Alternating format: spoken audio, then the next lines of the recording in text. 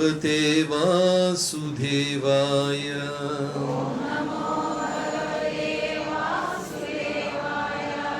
നാരായണം നമസ്കൃത്യ നരം ചൈവ നരോത്തമം ദേവീം സരസ്വതീം വ്യാസം തതോ ജയമുതിരയേ. ഹേ കൃഷ്ണ കരുണാ സിന്ധു ദീനബന്ധു ജഗത്പതേ ഗോപേശ ഗോപികാകാന്ത രാധാകാന്ത നമോസ്തുതേ. തപ്ത കാഞ്ചന ഗൗരാംഗീ രാധേ വൃന്ദാവനേശ്വരീ വൃഷഭാനുസുതേ ദേവി പ്രണമാമി ഹരിപ്രിയേ. ജയ ശ്രീ കൃഷ്ണ ചൈതന്യ പ്രഭു നിത്യാനന്ദ ശ്രീ അദ്വൈത ഗദാധര ശ്രീവാസദി ഗൗരഭക്തവൃന്ദ. ഹരേ കൃഷ്ണ കൃഷ്ണ കൃഷ്ണ ഹരേ ഹരേ ഹരേ രാമ രാമ രാമ ഹരേ ഹരേ. ഹരേ കൃഷ്ണ.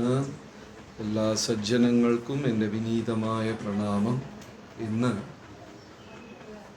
ഭക്തിയിൽ വളരെ പ്രധാനമുള്ള 64 അംഗങ്ങളെക്കുറിച്ച് രൂപഗോസ്വാമി ഭക്തിരസാമൃത സിന്ധു എന്ന ഗ്രന്ഥത്തിൽ ഒരു ലിസ്റ്റ് തന്നിട്ടുണ്ട്. പക്ഷേ ഈ 64 കലികാലത്തിൽ സാധ്യമല്ല. അതിൽ 5 പ്രധാന കാര്യങ്ങളാണ് രൂപഗോസ്വാമി പറഞ്ഞിട്ടുള്ളത്. ഭക്തിയുടെ അംഗം, ശരീരത്തിൻ്റെ അംഗങ്ങൾ പോലെ ഭക്തിയുടെ 5 പ്രധാന അംഗം എന്നാ പറയുന്നത്. അത് എഴുതാനാണ് മാതാജി കഷ്ടപ്പെടുന്നത്.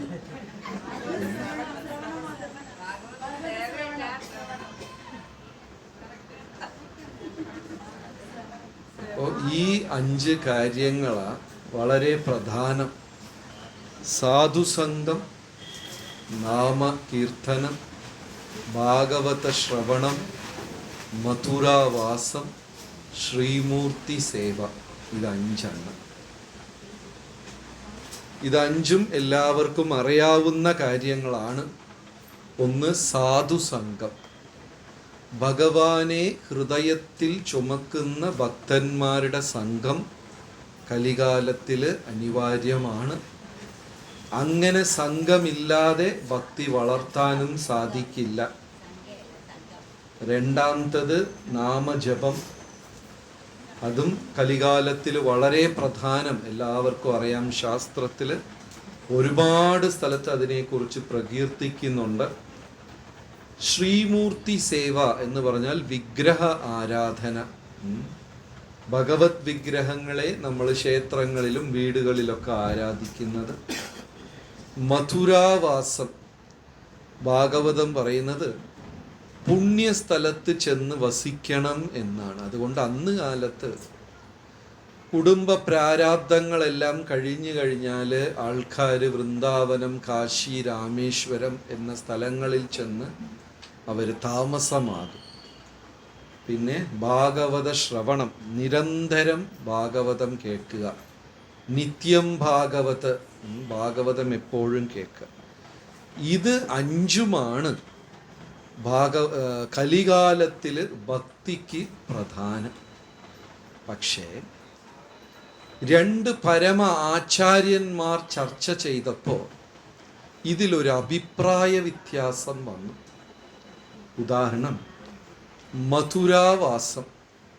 എല്ലാവരും സമ്മതിക്കുന്നുണ്ടോ? പുണ്യ നഗരങ്ങളിൽ, പുണ്യസ്ഥലം കാശി, രാമേശ്വരം, വൃന്ദാവനം ഇവിടെയൊക്കെ ചെന്ന് താമസിച്ചാൽ ഭക്തി വളരും എന്ന് ആചാര്യന്മാർ പറയുന്നതിൽ എല്ലാവർക്കും സമ്മതമാണോ?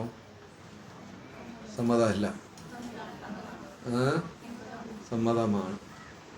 ഇപ്പം നമ്മളൊന്നും അവിടെ ചെന്ന് വസിക്കുന്നില്ല, എന്നാലും കൊല്ലത്തിൽ 1-2 പ്രാവശ്യം ഭക്തജനങ്ങളെല്ലാം ഇതുപോലെ പുണ്യസ്ഥലങ്ങളിൽ തീർത്ഥയാത്രയായി നടത്തും. അപ്പോൾ ഇനി 2 ആചാര്യന്മാരുടെ ഇടയിൽ ഒരു ഒരു ഒരു ചർച്ചയാണ്. അപ്പോൾ ഇനിയൊരു ആചാര്യൻ പറയുന്നു, ഈ കംസൻ മധുരയിൽ തന്നെയല്ലേ വസിച്ചുകൊണ്ടിരുന്നത്, എന്നിട്ട് കംസന് ഭക്തിയൊന്നും വന്നില്ലല്ലോ. മഥുര എന്ന് പറഞ്ഞാൽ കംസന്റെ സ്വന്തം സ്ഥലമാണ്. കംസൻ അവിടുത്തെ രാജാവാണ്. എത്രയോ കാലം കംസൻ മഥുരയിൽ തന്നെ വസിച്ചുകൊണ്ടിരുന്നു. എന്ത് പ്രയോജനം? ഭാഗവത ശ്രവണം എന്ന് പറഞ്ഞപ്പോൾ പ്രഹ്ലാദനോടൊപ്പം കയാത്തുവും ഭാഗവതം കേട്ടു. പ്രഹ്ലാദൻ അപ്പോ ഗർഭത്തിൽ ഒരു ഭ്രൂണം, ശിശുവായിട്ടാണ് ഇരിക്കുന്നത്. കയാത്തു അവിടെ മുഴുവനും വളർന്ന ബോധമെല്ലാം പൂർണ്ണത എത്തിയ ഒരു സ്ത്രീയാണ്. പക്ഷേ ഭക്തി ആർക്ക് ലഭിച്ചു? കയാത്തു ആരാണെന്ന് മനസ്സിലായ? പ്രഹ്ലാദന്റെ അമ്മ. പക്ഷെ പ്രഹ്ലാദന് ഭക്തി കിട്ടി, ആർക്ക് കിട്ടിയില്ല? കയാത്തുവിന് കിട്ടിയില്ല. അതേപോലെ ഗോകർണൻ വന്നിട്ട് ഭാഗവതം പറഞ്ഞപ്പോ ശരീരമില്ലാതെ പ്രേത അവസ്ഥയിലിരുന്ന സഹോദരന് മോക്ഷപ്രാപ്തി കിട്ടി. എന്നാൽ അവിടെ കൂടിയിരുന്ന് കേട്ട എത്രയോ ഋഷിമാർക്ക് അത് ലഭിച്ചിട്ടില്ല. അപ്പൊ 2 ആചാര്യന്മാരുടെ തമ്മിൽ ഒരു വാക്ക് തർക്കം വന്നു. ഇതെങ്ങനെ നമുക്ക് സമ്മതിക്കാൻ പറ്റും? മധുരയിൽ ഒരാൾ വസിച്ചു എന്ന് പറയുന്നതുകൊണ്ട് ഭക്തിയില്ല. ഇപ്പൊ നമ്മൾ മഥുര, വൃന്ദാവനം എന്നൊക്കെ പറഞ്ഞ് ചിലപ്പോൾ പോകുമ്പോൾ നമ്മളെ എല്ലാവിധത്തിലും പറ്റിക്കുന്ന ആൾക്കാർ അവിടെ ഉണ്ട്. അപ്പൊ ഇതിൽ 2 ആചാര്യന്മാരുടെ ഇടയിൽ തർക്കമുണ്ടായി. ഇത് പറഞ്ഞതാരാണ്? ഇങ്ങനെ 5 കാര്യങ്ങൾ പറഞ്ഞതാരാണ്? രൂപഗോസ്വാമി ഭക്തിരസാമൃത സിന്ധുവിൽ പറയും. അപ്പൊ ആദ്യത്തെ വിഷയം സാധുസംഘം. ഭക്തജനങ്ങൾ കലികാലത്തിൽ പൂർണ്ണമായി ഈശ്വരനെ വിശ്വസിക്കുന്ന വ്യക്തികളുമായിട്ട് സംഘം വേണം. ആ സംഘം എളുപ്പമല്ല. ചിലപ്പം ചെറിയ അഭിപ്രായ വ്യത്യാസങ്ങൾ ഉണ്ടാകും, വഴക്കുണ്ടാകും, വാക്കുതർക്കമുണ്ടാകും, ചിലപ്പം ബന്ധങ്ങളിൽ ചില നീരസമുണ്ടാകും. അതൊക്കെ ഉണ്ടാകും എല്ലാ സത്സംഗത്തിലും. അപ്പം ആരെങ്കിലും എൻ്റെ അടുത്ത് വന്ന് പറയാണ്, നെന്മാറ സത്സംഗത്തിൽ അങ്ങനെ യാതൊരു പ്രശ്നവുമില്ല, ഞങ്ങൾ പൂവും മണവും പോലെയാ, സാമ്പാറും ചമ്മന്തി എന്നൊക്കെ പറഞ്ഞാൽ പച്ച കള്ള. കലികാലത്തിൽ മനുഷ്യരുണ്ടോ അവിടെ അഭിപ്രായ വ്യത്യാസം ഉണ്ടാവും. ശരിയാണ് അല്ലേ? ഏതെങ്കിലും ഫാമിലിയിൽ ആരെങ്കിലും വന്ന് പറയട്ടെ, ഞങ്ങൾ ഹസ്ബൻഡ് ആൻഡ് വൈഫ് തമ്മിൽ യാതൊരു പ്രശ്നവുമില്ല, എന്നാൽ 2 പേരും ഡെഫ് ആൻഡ് ഡംബായിരിക്കണം. സംസാരിക്കാൻ കഴിവുള്ളവരാണെങ്കിൽ തമ്മിൽ എന്തുണ്ടാകും? അഭിപ്രായ വ്യത്യാസം, വഴക്ക്, ഇതൊക്കെ നിസാരം. അതുപോലെ തന്നെ ചിലപ്പോൾ ഭക്തന്മാർ കൂടുന്ന സ്ഥലത്തും ഇതെല്ലാം ഉണ്ടാകും, സ്വാഭാവികം. പക്ഷേ അതിനേക്കാളും പ്രാധാന്യം കലികാലത്തിൽ ഈശ്വര വിശ്വാസമിൽ ഉള്ള ഇത്രയും പേര് ഇടയ്ക്കിടയ്ക്ക് ഒരുമിച്ച് കൂടുക എന്നുള്ളതാണ്. ആ സംഘം ഈ ചെറിയ ചെറിയ അഭിപ്രായ വ്യത്യാസത്തിനെ മാറ്റി നിർത്തുന്നു. ഭക്തന്മാരെ തിരിച്ചറിയാനും അവരെ ബഹുമാന പുരസ്സരം വന്ദിക്കാനും ഉള്ള ഒരു മാനസിക അവസ്ഥ കലികാലത്തിൽ നമ്മൾ വളർത്തിയെടുക്കണം. ഇപ്പം രാമായണത്തിൽ ഒരു നല്ല ഒരു ചർച്ച എന്താണ്? ശ്രീരാമചന്ദ്രമൂർത്തി സുഗ്രീവന് വാക്കു കൊടുത്തു. എന്ത് വാക്കാണ് ശ്രീരാമചന്ദ്രമൂർത്തി സുഗ്രീവന് കൊടുത്തത്? എന്ത് പ്രോമിസ് ചെയ്തു? ബാലിയെ തോൽപ്പിച്ച് നിനക്ക് ഞാൻ രാജ്യാവകാശം എടുത്തു തരാം. സുഗ്രീവൻ പറഞ്ഞു സീതാദേവിയെ അന്വേഷിക്കുന്നതിൽ ഞാൻ സഹായിക്കാം. റൈറ്റ്? അപ്പോൾ പറഞ്ഞു ശ്രീരാമചന്ദ്രമൂർത്തി, നീ ചെന്നിട്ട് ബാലിയെ ദ്വന്ദ്വയുദ്ധം ഒറ്റയ്ക്ക് നേരിട്ട്, എന്താ പറയുക, നേരിട്ട് ഇടിയൊക്കെ ടി വിയിലൊക്കെ വരാറില്ലേ, റെസ്ലിംഗ്, അതിന് മലയാളത്തിൽ എന്താ പറയും, മല്ലയുദ്ധം, ഗുസ്തി, അതിന് ചെന്ന് വിളിക്കാൻ. സുഗ്രീവൻ ചോദിച്ചു, വേണോ അത്? കാരണം ബാലിയുടെ കൂടെ അടിയുണ്ടാക്കി ജയിക്കാൻ പറ്റില്ല. പിന്നെ ബാലിക്ക് ഒരു പ്രത്യേക വരവും കൂടെ ഉണ്ട്. ആരെങ്കിലും ഫ്രണ്ടിൽ വന്ന് നിന്ന അവരുടെ ശക്തിയും കുറെ കൂടെ ആർക്ക് കിട്ടും? ബാലിക്ക് കിട്ടും. അപ്പൊ സുഗ്രീവൻ ചോദിച്ചു, ഇത് വേണം, വേറെന്തെങ്കിലും സൂത്രപ്പണിയുണ്ടോ? ബാലിയുടെ കൂടെ നേർക്ക് നിന്ന് യുദ്ധം എനിക്കല്ല, ആർക്കും തന്നെ പറ്റില്ല. ശ്രീരാമചന്ദ്രമൂർത്തി പറഞ്ഞു, കുഴപ്പമില്ല, നീ ചെന്ന് വിളിക്ക്, ഞാനുണ്ടല്ലോ. ആ ധൈര്യത്തിൽ അങ്ങ് സുഗ്രീവൻ ചെന്നു. ബാലിയുടെ മുമ്പേ തോളിലും തൊടയിലൊക്കെ തട്ടി അങ്ങ് നിലവിളിച്ചു, എടാ ഭീരു ബാലി. ബാലി ഇത് സുഗ്രീവൻ തന്നെയാണോ ഇത് വേറെ വല്ലതാണോ? കാരണം അങ്ങനെ ഒരു ധൈര്യം സുഗ്രീവൻ ഇല്ല. അന്ന് ഏതോ നിന്റെ കൂടെ സമയം, കാലം, ഗ്രഹങ്ങളെല്ലാം കൂടെ നിന്നുകൊണ്ട് നീ ജയിച്ചു. നീ ശരിക്കും ഒരു പുരുഷനാണെങ്കിൽ ഇന്ന് ഞാൻ ഒറ്റയ്ക്ക് വാ. ഇതൊക്കെ സുഗ്രീവൻ പറയുമെങ്കിൽ അകത്തൊരു ചെറിയ നെഞ്ചിടിപ്പുണ്ടായിരുന്നു. എന്നിട്ടും സുഗ്രീവൻ ചെന്ന് വിളിച്ചു. ആഹാ, സുഗ്രീവൻ ഇത്രയും ധൈര്യമായോ എൻ്റെ രാജ്യത്തിൽ വന്ന് വിളിക്കാൻ?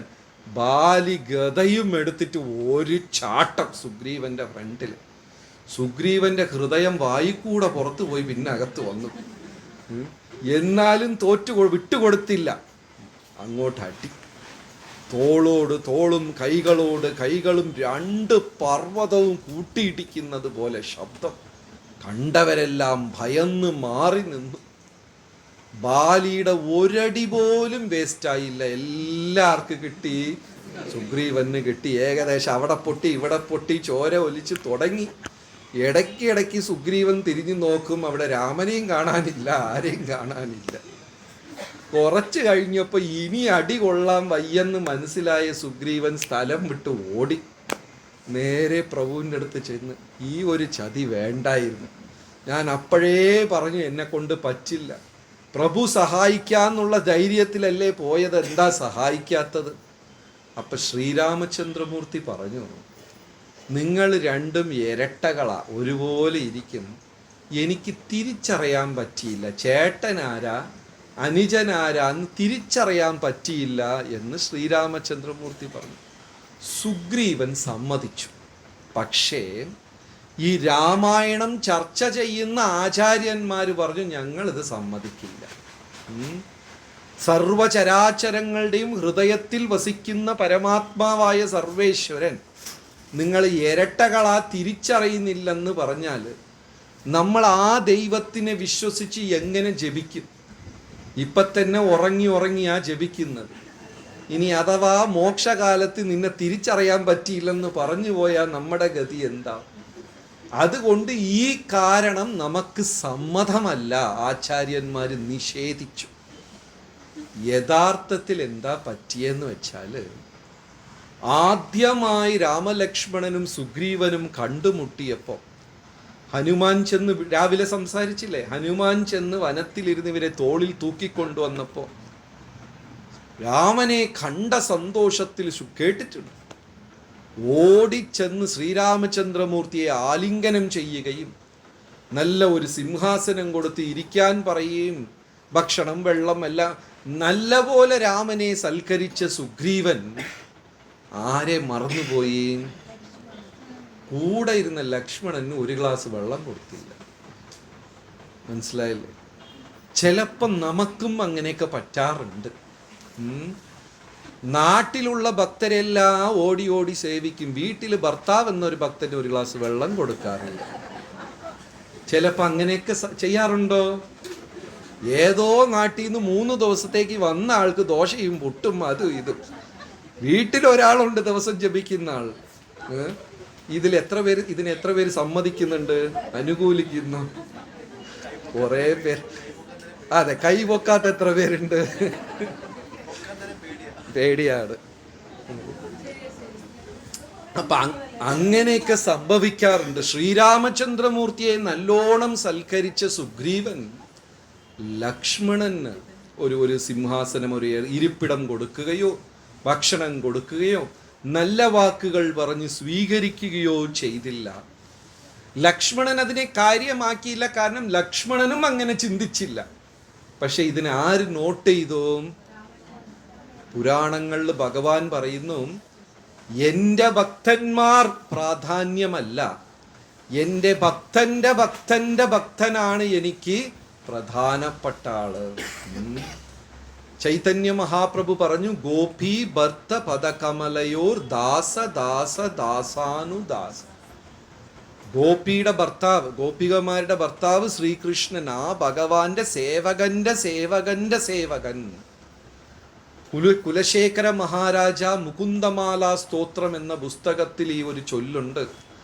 ത്വദ്ഭൃത്യ ഭൃത്യ പരിചാരക ഭൃത്യ ഭൃത്തസ്യ ഭൃത്യ ഇതിമാം സ്മരലോകനാഥ. അങ്ങയുടെ ദാസന്റെ ദാസന്റെ ദാസൻ. ഭക്തന്മാര് ഭക്തി കൂടുമ്പോൾ വിനയവും കൂടണം. അതുകൊണ്ട് രാമാനുജ സമ്പ്രദായത്തിലുള്ള ഭക്തന്മാർ പേരെന്താന്ന് ചോദിച്ചാൽ പോലും അടിയേൻ രാമാനുജദാസൻ എന്നിട്ടേ പേര് പറയുള്ളൂ. തിരുവിതാംകൂർ രാജപരമ്പരയിലുള്ളവരുടെ പേരൊക്കെ നോക്കിക്കഴിഞ്ഞാൽ ശ്രീ പത്മനാഭദാസ മാർത്താണ്ഡവർമ്മ, അവരെ പേര് പിന്നേ വരുള്ളൂ. ആദ്യം ഭഗവാന്റെ ദാസനാണ്. ആ ഒരു അടയാളമാണ് ഭക്തന്മാർക്ക് പ്രധാനം. ഇപ്പൊ അമ്പലത്തിൽ 100 പേര് വരിയിൽ ക്യൂവിൽ ദർശനത്തിന് നിന്നാൽ യഥാർത്ഥ ഒരു ഭക്തൻ എന്താ വിചാരിക്കുക? എല്ലാവരും ദർശനം എടുക്കട്ടെ, എല്ലാവരും പ്രസാദം കഴിക്കട്ടെ. പക്ഷെ ഇതിൽ ഹരേ കൃഷ്ണക്കാരിൽ മാത്രം കുറച്ച് എല്ലാം ഇടിച്ച് തള്ളിയിട്ട് അങ്ങ് പോകും. പ്ലേറ്റുമായിട്ട് ചിലപ്പോൾ ഫസ്റ്റ് പോയി നിൽക്കും. പക്ഷെ യഥാർത്ഥ ഭക്തന്മാർ ശാസ്ത്രം അനുസരിച്ച് ത്വദ്ഭൃത്യ ഭൃത്യ പരിചാരക ഭൃത്യ ഭൃത്തസ്യ ഭൃത്യ ഇതിമാം സ്മരലോകനാഥ. അപ്പോ ശ്രീരാമചന്ദ്രമൂർത്തിയെ സൽക്കരിച്ച സുഗ്രീവൻ ആരെ വിട്ടുപോയി? മനഃപൂർവം ചെയ്തതല്ല, വിട്ടുപോയതാണ്. പക്ഷേ ലക്ഷ്മണനാണ് സംഘർഷണ ആദി ഗുരു. ഗുരുക്കന്മാർ, അതായത് ഭഗവാന്റെ പ്രധാന അവതാരങ്ങൾ, വിസ്തരണങ്ങൾ നോക്കിക്കഴിഞ്ഞാൽ ബലരാമൻ, സംഘർഷണൻ, ആദിശേഷൻ എന്നൊക്കെ പറയുമ്പോൾ ഈ ലക്ഷ്മണനാണ് ഗുരുക്കന്മാരിൽ. അപ്പൊ ഫസ്റ്റ് ഭഗവാൻ സ്തുതിക്കുന്നതിന് മുമ്പേ ആരെ സ്തുതിക്കണം? മാതാ പിത ഗുരു ദൈവം. ഗുരുവിനെ വണങ്ങണം. പക്ഷേ ലക്ഷ്മണന്റെ മുമ്പേ അല്ലെങ്കിൽ ഒന്നും സൽക്കാരം ഒന്നുമില്ല. ശ്രീരാമചന്ദ്രമൂർത്തി വിചാരിച്ചു സുഗ്രീവൻ 2 അടി കൊള്ളട്ടെ. അങ്ങനെ ബാലിയുടെ കൂടെ എന്തായി? ആദ്യത്തെ യുദ്ധത്തിൽ ഉള്ള അടിയെല്ലാം സുഗ്രീവന് കിട്ടി. ശ്രീരാമചന്ദ്രമൂർത്തി പറഞ്ഞു, ലക്ഷ്മണ എനിക്ക് സുഗ്രീവ എനിക്ക് തിരിച്ചറിയാൻ പറ്റിയില്ല. നീ നാളെ ഒരു കാര്യം ചെയ്യ്, ഒന്നും കൂടെ ചെന്ന് ബാലിയെ വിളിക്കൂ. സുഗ്രീവൻ പറഞ്ഞു, വേണ്ട, ഈ കളി വേണ്ട. ഇല്ല, നീ ചെന്ന് വിളിക്ക്. പക്ഷെ ഇപ്രാവശ്യം പോകുമ്പോൾ കഴുത്തിലൊരു ഹാരവും അണിഞ്ഞിട്ട് പോ. അപ്പൊ നീ സുഗ്രീവനാണെന്ന് എനിക്ക് തിരിച്ചറിയാൻ പറ്റും. ലക്ഷ്മണ, ആ ഹാരമെടുത്ത് സുഗ്രീവന്റെ കഴുത്തിലിടൂ എന്ന് പറഞ്ഞു.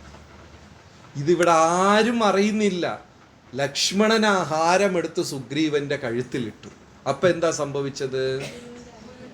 ആ ഒരു അപരാധം അങ്ങ് മാറിക്കിട്ടി. അപ്പൊ നമ്മള് ഗുരു, മുതിർന്നവർ, ഉയർന്ന വൈഷ്ണവർക്ക് നേരെ അപരാധം ചെയ്താൽ, അഥവാ അവരതിനെ അപരാധമായി കണ്ടില്ലെങ്കിലും പ്രകൃതി അതിനെ എന്താക്കി എഴുതി വെക്കും? അപരാധം. അപ്പൊ ലക്ഷ്മണൻ എന്ത് ചെയ്തു? തൻ്റെ കൈ കൊണ്ട് സുഗ്രീവന്റെ കഴുത്തിൽ മാലയിട്ടപ്പോ ആ ഒരു ദോഷം അവിടെ നിവർത്തിയായി. അപ്പൊ അടുത്ത ദിവസം അതേപോലെ വീണ്ടും സുഗ്രീവൻ ചെന്ന് ദ്വന്ദ്വയുദ്ധത്തിന് വിളിച്ചു.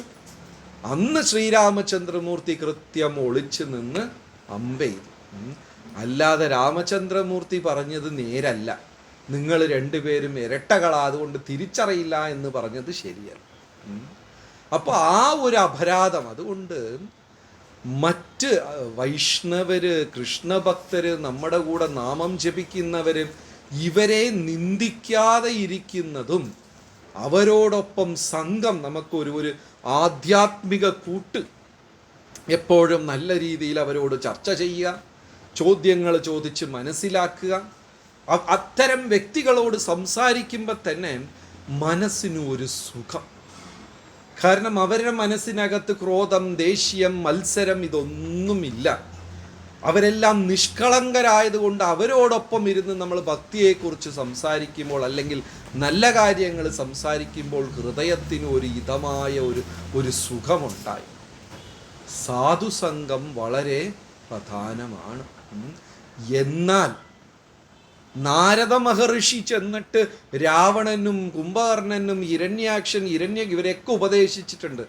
അവർക്കെല്ലാം നാരദ മഹർഷി മുഖേന സാധുസംഗം കിട്ടിയിട്ടുണ്ട്, ഫലമുണ്ടായിട്ടില്ല. അപ്പൊ സാധുസംഗം ഒറ്റയ്ക്ക് നിൽക്കില്ല. പറഞ്ഞു വരുന്നത് മനസ്സിലായോ? സാധുസംഗം വളരെ പ്രധാനമാണ്. എന്നാൽ സാധുസംഗം കൊണ്ട് മാത്രം 100% ഫലം കിട്ടില്ല. കാരണം നാരദ മഹർഷി സ്ഥിരം ചെന്ന് രാവണനെ കാണാറുണ്ട്, കംസനെ കാണാറുണ്ട്, ഹിരണ്യകശിപു എല്ലാവരെയും നാരദ മഹർഷി ഉപദേശിച്ചു. അവരാരെങ്കിലും നന്നായോ? ഇല്ല. അപ്പൊ സാധുസംഗം കൊണ്ട് മാത്രം സാധിക്കില്ല. സാധുസംഗവും നാമസങ്കീർത്തനം ഉണ്ടെങ്കിൽ മാത്രമേ, നാമജപം ഉണ്ടെങ്കിൽ മാത്രമേ ആ സാധുസംഗം പൂർത്തിയാവുള്ളൂ. മനസ്സിലായോ? എല്ലാവർക്കും ഉറക്കം വരുന്ന? അപ്പൊ സാധുസംഗം ഒറ്റയ്ക്ക് നിലനിൽക്കില്ല. അതിൻ്റെ പൂർണ്ണ ഫലം വേണമെങ്കിൽ കൂടെ എന്തുണ്ടായിരിക്കണം? നാമസങ്കീർത്തനം.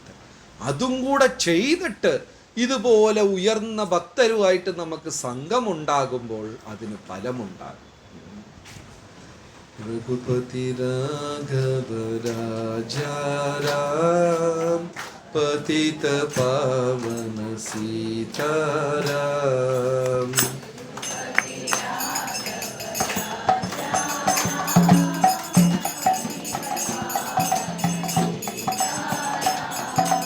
रघुपति राघव राजाराम पतित पावन सीताराम.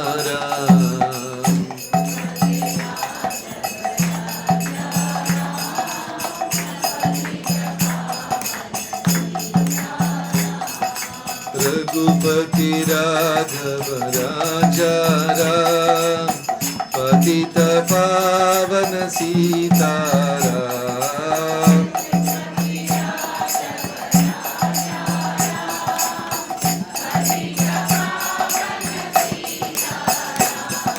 श्री राम जय राम जय जय राम. श्री राम जय राम जय जय राम.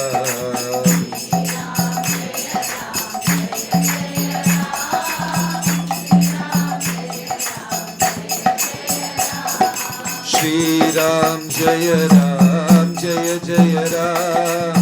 श्री राम जय राम जय जय राम.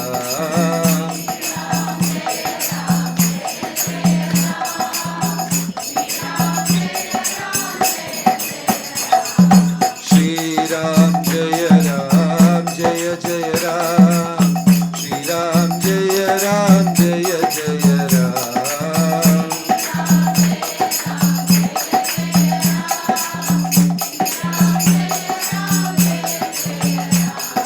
हरे कृष्ण कृष्ण कृष्ण हरे हरे.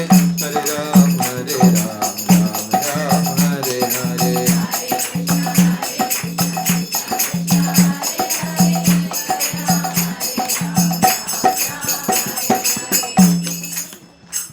അടുത്തത് മൂന്നാമത്തേത് ഏതായിട്ടിരിക്കുന്നത്? ശ്രീമൂർത്തി സേവ. ഇതും കലികാലത്തിൽ വളരെ പ്രധാനപ്പെട്ട വിഷയമാണ്. എന്നാൽ ഇത് ചെയ്യുന്നത് കൊണ്ട് മാത്രം ഭക്തിയിൽ ഉയരില്ല. ഇപ്പോ ഭാരതത്തിൽ എത്രയോ പ്രാചീനമായ ക്ഷേത്രങ്ങളൊക്കെ ഉണ്ട്. കാലങ്ങളായി വിഗ്രഹ സേവനങ്ങൾ നടത്തി വരുന്നു. എന്നാൽ അവർ ഭക്തിയിൽ പുരോഗമിക്കുന്നുണ്ട് എന്ന് നമുക്ക് പറയാൻ പറ്റുമോ? ഓരോ ക്ഷേത്രങ്ങളിലും വർഷങ്ങളായി പൂജകളും കാര്യങ്ങളും ശ്രദ്ധയോടൊക്കെ ചെയ്യുന്നവരുണ്ട്. ഇപ്പം നമ്മൾ ചില അമ്പലങ്ങളിലൊക്കെ പോയി കഴിഞ്ഞാൽ ഏകദേശം കൊള്ളക്കാരെ പോലെ പിടിച്ചു പറിയാണ്. ഒരു അമ്പലത്തിലൊക്കെ ഇപ്പം ഇടയ്ക്ക് പോയപ്പോൾ ഭക്തന്മാർ തൊഴാൻ വരുമ്പോൾ അങ്ങ് കർട്ടനിടും, ഭഗവാനെ കാണിക്കത്തില്ല. നമ്മളെ പിടിച്ചിരുത്തിയിട്ട് ആദ്യം ഇത്ര രൂപ തരും എന്ന് നമ്മുടെ വായിൽ പ്രോമിസ് ചെയ്യിപ്പിച്ചിട്ടേ അവര് കർട്ടൻ തുറക്കുള്ളൂ. കലികാലത്തിൽ എത്രയോ ക്ഷേത്രങ്ങൾ ഇതുപോലെ കച്ചവട സ്ഥാപനങ്ങളായി മാറിക്കഴിഞ്ഞു. അപ്പൊ ശ്രീമൂർത്തി സേവ കൊണ്ട് മാത്രം കലികാലത്തിൽ ഉയരാൻ പറ്റില്ല. ഇപ്പൊ ചില അമ്പലങ്ങളിലൊക്കെ പോയാൽ ആചാര അനുഷ്ഠാനങ്ങൾക്കെല്ലാം വളരെ പ്രാധാന്യം കൂടിയതാ. അവിടെ തൊടാൻ പാടില്ല, ഇത് ചെയ്യാൻ പാടില്ല, അങ്ങനെ ചെയ്യരുത്, ഇങ്ങനെ ചെയ്യരുത്, ഇതാണ്. പിന്നെ ആ തിരുമേനിമാർ അമ്പലം വിട്ട് ഇറങ്ങിക്കഴിഞ്ഞാൽ അവർക്കും അമ്പലത്തിന് യാതൊരു ബന്ധവുമില്ല. പിന്നെ ചിലരുടെ പെരുമാറ്റമെല്ലാം ഇതുമായിട്ട് യാതൊരു ബന്ധവും കാണില്ല. അതുകൊണ്ട് കലികാലത്തിൽ ശ്രീമൂർത്തി സേവ കൊണ്ട് മാത്രം ആധ്യാത്മികമായി ഉയരാനും സാധിക്കില്ല. പലതരത്തിലുള്ള ക്ഷേത്രാരാധനകളൊക്കെ ഉണ്ട്. പക്ഷെ പ്രഭുപാദർ അതുകൊണ്ട് ശ്രീമൂർത്തി സേവയെ നാമസങ്കീർത്തനത്തിനോടും ഭാഗവത ശ്രവണത്തിനോടും ബന്ധപ്പെടുത്തി. അതുകൊണ്ട് ഹരേ കൃഷ്ണ പ്രസ്ഥാനം അല്ലെങ്കിൽ പ്രഭുപാദ് സ്ഥാപിച്ച ക്ഷേത്രങ്ങളിലെല്ലാം ശ്രീമൂർത്തി സേവയുടെ കൂടെ എന്തുണ്ടാകും? സ്ഥിരമായ നാമസങ്കീർത്തനവും ഭാഗവത ശ്രവണവും ഉണ്ടാകും. മറ്റ് ക്ഷേത്രങ്ങളെല്ലാം വെറും ചടങ്ങുകളായി മാറിയിരിക്കുകയാണ്. അവിടെ വിഗ്രഹാരാധന ഉണ്ടാകും, കൂട്ടത്തിൽ എന്തുണ്ടാവില്ല? നാമസങ്കീർത്തനവും ഇല്ല, ഭാഗവത ശ്രവണവും ഇല്ല. ഇപ്പൊ ഭാഗവത ശ്രവണം എന്ന് പറഞ്ഞാൽ തന്നെ അമ്പലങ്ങളിൽ എന്താണ്? ശ്ലോകം പാട്ടുപോലെ ചൊല്ലും. പക്ഷെ അതിൻ്റെ അർത്ഥം നമുക്ക് ഉൾക്കൊള്ളാൻ പറ്റുമോ? പണ്ട് വ്യാസമഹർഷിയുടെയും ശുഗമഹർഷിയുടെയും ഭാഷ സംസ്കൃതത്തിലായതുകൊണ്ട് അവർ അങ്ങോട്ട് ചോദിച്ചതും സംസ്കൃതത്തിൽ, ഉത്തരം പറഞ്ഞതും സംസ്കൃതം. ഇന്ന് കേരളത്തിലാണ് ശുഗമഹർഷി ചോദ്യം ചോദിച്ചിരുന്നെങ്കിൽ വ്യാസമഹർഷി ഏത് ഭാഷയിലായിരിക്കും മറുപടി പറയാ? മലയാളത്തിൽ, ഇല്ലേ? അന്ന് അവരുടെ സമ്പർക്കം നടത്തുന്ന ഭാഷ സംസ്കൃതമാണ്. ഇന്ന് സംസ്കൃതം എത്ര പേർക്ക് അറിയാം? 90% ആൾക്കാർക്കും സംസ്കൃതം അറിയില്ല. പിന്നെ സംസ്കൃതം അറിയാം എന്ന് വിചാരിക്കുന്ന 10% ആൾക്കാർ, അവർക്കും സംസ്കൃതം അറിയില്ല. അപ്പൊ ചുരുക്കത്തിൽ ആർക്കറിയാം? ആർക്കും അറിയില്ല, ഇല്ലേ? അപ്പൊ ഇന്ന് നമ്മൾ അതിൽ വായിച്ചു കഴിഞ്ഞാൽ ഭാഗവത ശ്ലോകം ഭഗവത് രചയിത, ഭഗവാൻ പറഞ്ഞത് കൊണ്ട് അതിനൊരു ശക്തിയുണ്ട്. പക്ഷെ 100% ഫലമില്ല. അപ്പൊ അതിന് അർത്ഥവും ഉള്ളർത്ഥവും വ്യാഖ്യാനവും ഇതൊക്കെ സഹിതം വായിച്ചാൽ മാത്രമേ ഭാഗവതം മനസ്സിലാവുകയുള്ളൂ. ഞാൻ എത്രയോ ഭാഗവത സപ്താഹങ്ങൾക്ക് പോയിട്ടുണ്ട്. എനിക്ക് ഇവരെ പോലെ സ്പീഡിൽ വായിക്കാൻ അറിയില്ല. അതുകൊണ്ട് ആ സർക്കസിലേക്ക് ഞാൻ പോവില്ല. അവർ വായിക്കുന്ന കണ്ട് എന്തു സ്പീഡ്! അതൊരു കഴിവാണ്. അത് ഓരോരുത്തരും അവർ 500,000 തവണ വായിച്ചിരുന്നാൽ മാത്രമേ അങ്ങനെ വായിക്കാൻ പറ്റുള്ളൂ. നിങ്ങൾ അങ്ങ് 2 നീട്ടൊക്കെ നീട്ടി ഒരു 7 ദിവസം കൊണ്ട് 18,000 ശ്ലോകം വായിക്കും. നമ്മൾ ഹരേ കൃഷ്ണക്കാർ വായിക്കുന്ന പോലത്തെ മാസം എടുക്കും, അത് തീരില്ല.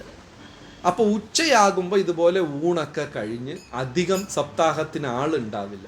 കുറച്ച് വയസ്സായ അമ്മമാർ മാത്രം കാല് നീട്ടിയിരിക്കും. അപ്പം ഈ വായനക്കാർ അങ്ങ് വായിക്കും.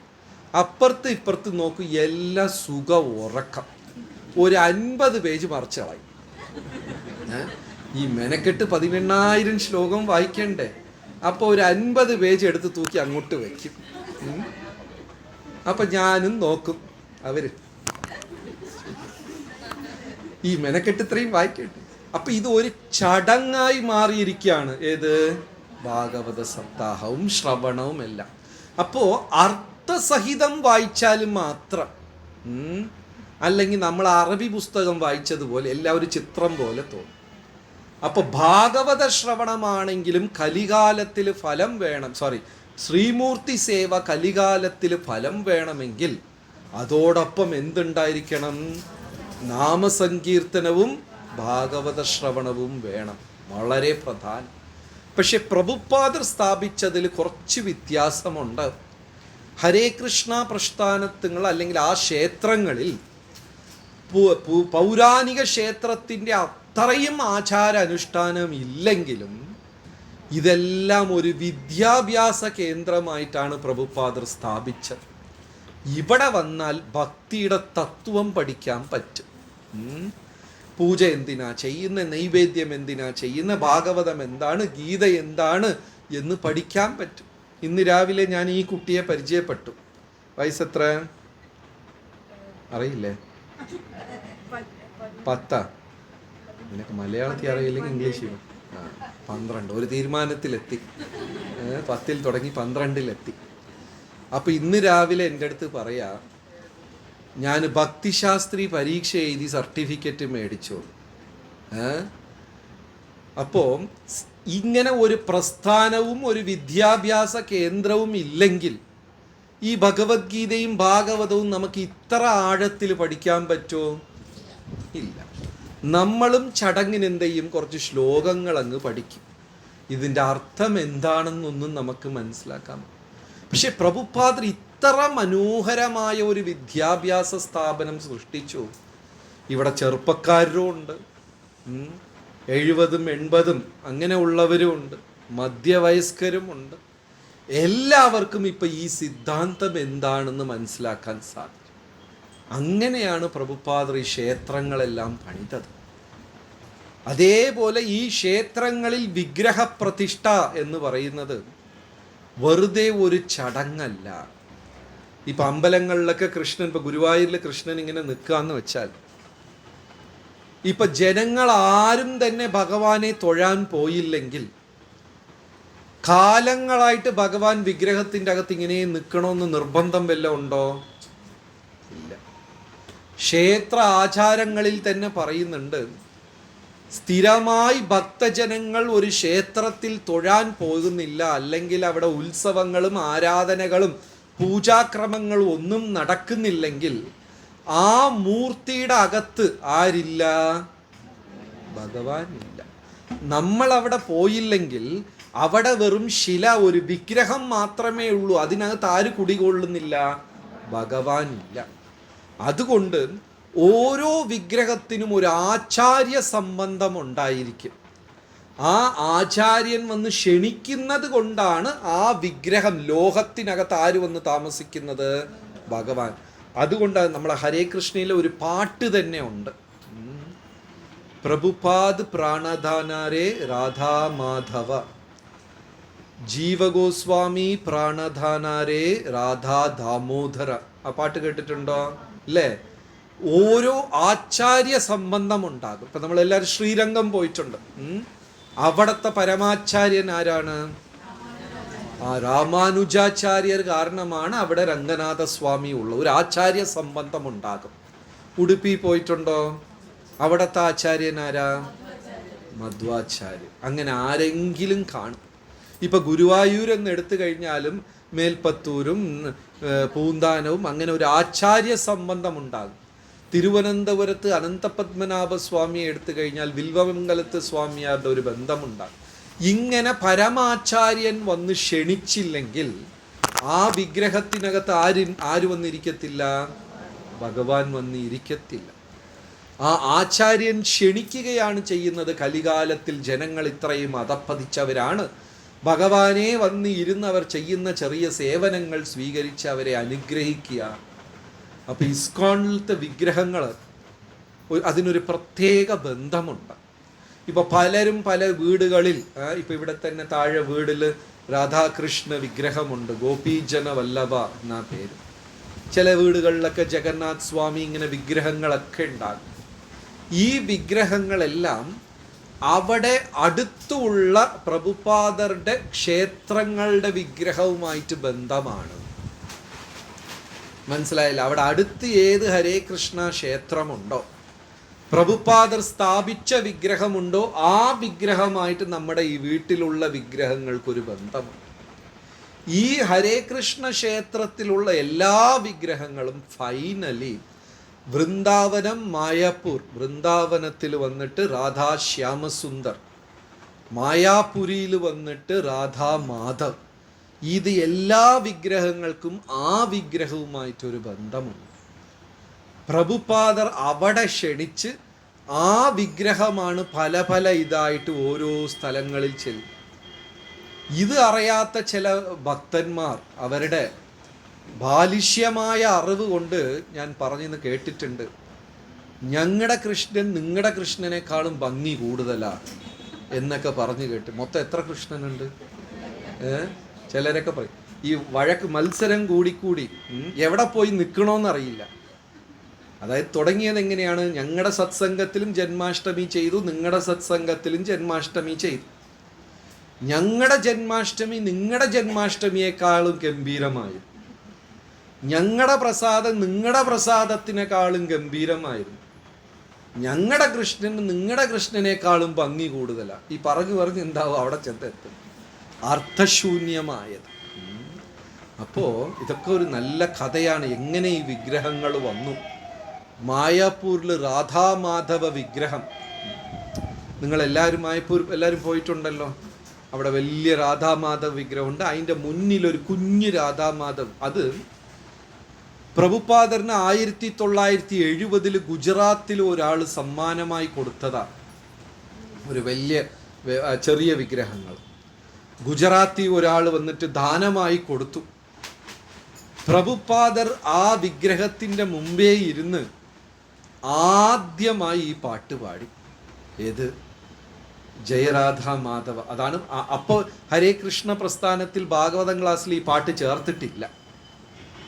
ആദ്യമായി ഈ വിഗ്രഹം ദാനമായി കിട്ടിയപ്പോൾ പ്രഭുപാദർ ആ വിഗ്രഹങ്ങൾക്ക് മുമ്പേ ഇരുന്ന് ജയരാധ മാധവ എന്ന് പാടിയപ്പോൾ പ്രഭുപാദർക്ക് തൊണ്ടയിടറി കണ്ണുകൾ നിറഞ്ഞുപോയി. ആ പാട്ട് പൂർത്തിയാക്കാൻ പറ്റിയില്ല. ആനന്ദം കൊണ്ട് അദ്ദേഹത്തിൻ്റെ ശബ്ദം അടഞ്ഞു. അങ്ങനെ 2 തരം കണ്ണീരുണ്ട്, ആനന്ദ കണ്ണീരും ദുഃഖം കൊണ്ടുള്ളത്. രണ്ടും മനുഷ്യരെല്ലാവരും അനുഭവിച്ചിട്ടുണ്ടാകും. ദുഃഖം കൊണ്ടുണ്ടാകുന്ന കണ്ണീര് ഉഷ്ണമാണ്, ചൂട് കൂടുതലാണ്. സന്തോഷം കൊണ്ടുണ്ടാകുന്ന കണ്ണീരിന് വന്ന് തണുപ്പാണ്. പ്രഭുപാദർക്ക് ആനന്ദ കണ്ണീരുണ്ടായി, ശബ്ദമിടറി ആ പാട്ട് പൂർത്തീകരിക്കാൻ സാധിച്ചില്ല. ആ വിഗ്രഹം പ്രഭുപാദർ വന്നിട്ട് കാറിലാണ്, ഒരു അംബാസിഡർ കാറിലാണ് അന്ന് മായപ്പൂരിലേക്ക് കൊണ്ടുവരുന്നത്. രാത്രി 11 മണി. കൊണ്ടുവന്ന ഉടനെ പ്രഭുപാദരുടെ മുതിർന്ന ശിഷ്യനായ തമാലകൃഷ്ണ മഹാരാജ് ഓടി, ആ സന്യാസി വര്യൻ ഓടി വന്നു. പ്രഭുപാദർ പറഞ്ഞു, ഈ വിഗ്രഹത്തിനും രാധാകൃഷ്ണന്മാർക്കും ഭഗവാനും ഒരു വ്യത്യാസവുമില്ല, അതുകൊണ്ട് നല്ല രീതിയിൽ ഈ വിഗ്രഹത്തിനെ കൊണ്ടുപോയി വെക്കണം എന്ന് പറഞ്ഞു. ശരി എന്ന് പറഞ്ഞ് അദ്ദേഹം മുറിയിൽ വാങ്ങിച്ചു വെച്ചു. അദ്ദേഹത്തിൻ്റെ മനസ്സിലുള്ള ചിന്ത എന്താന്ന് വെച്ചാൽ 1-2 ദിവസത്തിൽ ആശാരിമാരെയോ പണിക്കാരെയൊക്കെ വിളിച്ച് നല്ല ഒരു പീഠമൊക്കെ ഉണ്ടാക്കി നല്ല രീതിക്ക് വെക്കാം. ഒരു മണിക്കൂർ കഴിഞ്ഞ് രാത്രി 10-11 മണിക്ക് സംഭവിക്കുന്നതാണ്. പ്രഭുപാദർ മേശപ്പുറത്തിരുന്ന് ബെല്ലടിച്ചു. പണ്ട് കാലത്തൊക്കെ ഒരു ബെല്ലറിയാമല്ലോ, ഇങ്ങനെ കറങ്ങാൻ ടെങ്, മേശപ്പുറത്ത് ഓഫീസിലൊക്കെ ഉള്ള ആ ബെല്ലടിച്ചു. തമാലകൃഷ്ണ മഹാരാജ് ഓടിച്ചെന്ന് എന്താണെന്ന് ചോദിച്ചു. വിഗ്രഹത്തിന് വേണ്ട കാര്യങ്ങളൊക്കെ ചെയ്തോന്ന്. ആ നിമിഷം തന്നെ വേണമെന്ന് പ്രഭുപാദർ ഉദ്ദേശിച്ചത് അവർ പിന്നെയാണ് മനസ്സിലാക്കിയത്. അപ്പം ആ രാത്രിക്ക് എന്താ ഇനി അവർ പറഞ്ഞു, രാവിലെ ആവട്ടെ, ഇപ്പം രാത്രി പണിക്കാരൊക്കെ ഇട്ടതിൽ ആശാരി വേണം, ഇപ്പം തന്നെ ശരിയാക്കണം എന്ന് പറഞ്ഞു. പ്രഭുപാദരും കൂടെ ഒരു ടോർച്ചും എടുത്തുകൊണ്ട് അങ്ങ് പോയി. അവർ താഴെ അവിടെ എവിടെയും ചെന്നിട്ട് ഉള്ള വിറകും കഷ്ണവും ഇതെല്ലാം എടുത്ത് ഉള്ള തുണിയെല്ലാം എടുത്ത് ഒരു മണ്ഡപം, രാത്രിക്ക് രാത്രി മണ്ഡപം ഉണ്ടാക്കി വെച്ചതാണ്. ഏത് വിഗ്രഹം? മായാപൂരിലുള്ള രാധ. നമ്മൾ വിഗ്രഹം ഭഗവാനാണ് എന്ന് പറയുന്ന വാക്കിനും ആചാര്യന്മാർ ഇത് ഭഗവാനാണ് എന്ന് പറയുന്നതിനും വ്യത്യാസമുണ്ട്. നമ്മൾ കൃഷ്ണനെ കാണുമ്പോൾ ഇത് ഭഗവാനാണെന്ന് പറയുകയും ചെയ്യും, കുറച്ച് ക്ഷീണം തോന്നി അത് വിഗ്രഹമാണെന്ന് നമ്മൾ ചിന്തിക്കുകയും ചെയ്യും. നമ്മളങ്ങനെയൊക്കെയാണ്. പക്ഷേ പ്രഭുപാദർ, അതുകൊണ്ടാണ് ഒരു ആചാര്യന്മാർ പറയുന്നത്, പ്രതിമാ നഹീതു സാക്ഷാത് വ്രജേന്ദ്രൻ എന്ന്. പ്രതിമയല്ല, കല്ലല്ല, ലോഹമല്ല, ബിംബമല്ല.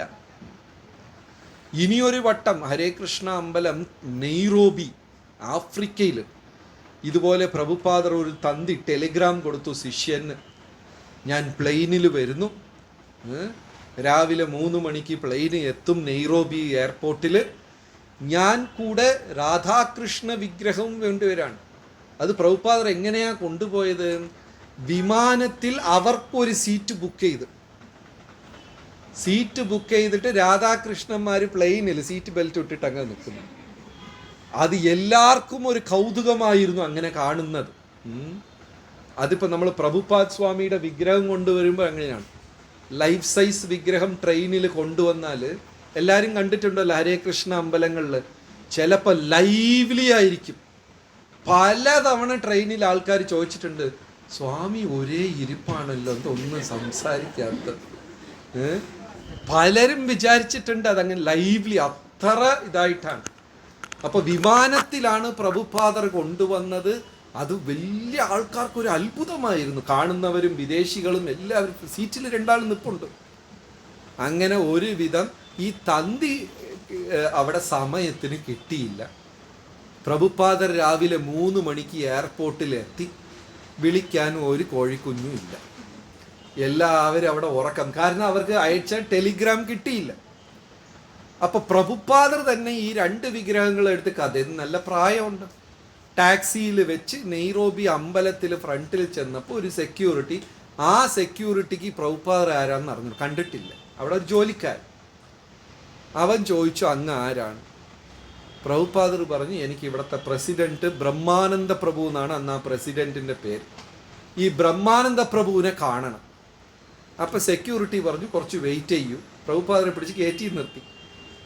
ഇദ്ദേഹം അകത്ത് ഓടിച്ചെന്നു. ഏകദേശം മണി 4-4:15 ബ്രഹ്മാനന്ദ പ്രഭു കുളിച്ചുകൊണ്ടിരിക്കുക.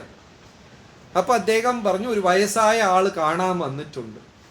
ബ്രഹ്മാനന്ദ പ്രഭു പറഞ്ഞു, വെയിറ്റ് ചെയ്യാൻ പറയൂ, ഞാൻ കുളിച്ചിട്ട് വരാം. ഇവരാരും പ്രഭുപാദറാണെന്ന് അറിയുന്നില്ല. സെക്യൂരിറ്റി വന്ന് പറഞ്ഞു, വെയിറ്റ് ചെയ്യാൻ പറഞ്ഞു. പ്രഭുപാദർ പറഞ്ഞു, ചെന്നിട്ട് ഭക്തിവേദാന്ത സ്വാമി വന്നിട്ടുണ്ടെന്ന് പറയാം. വീണ്ടും സെക്യൂരിറ്റി ഓടിച്ചെന്ന് ഇദ്ദേഹം തോർത്തു കൊടുത്തോണ്ട് ഒരു ഓട്ടം അവിടെ നേരെ ഗേറ്റിൽ വന്ന് നോക്കിയാൽ പ്രഭുപാദർ 2 വലിയ ബാഗും ഈ ഡെയിറ്റീസിനെ കൊണ്ടുപോയി. അപ്പൊ അന്ന് രാവിലെ പ്രഭുപാദർ ആൾട്ടറിൽ വെച്ച് ഭാഗവതം ക്ലാസ് കൊടുക്കുമ്പോൾ ചിരിച്ചോണ്ട് പ്രഭുപാദർ പറയാം, നിങ്ങൾ എന്നെ സ്വീകരിച്ചതുപോലെ അല്ല രാധാകൃഷ്ണന്മാരെ സ്വീകരിക്കേണ്ടത്. തമാശ രൂപത്തിൽ പ്രഭുപാദർ പറഞ്ഞു. അപ്പോ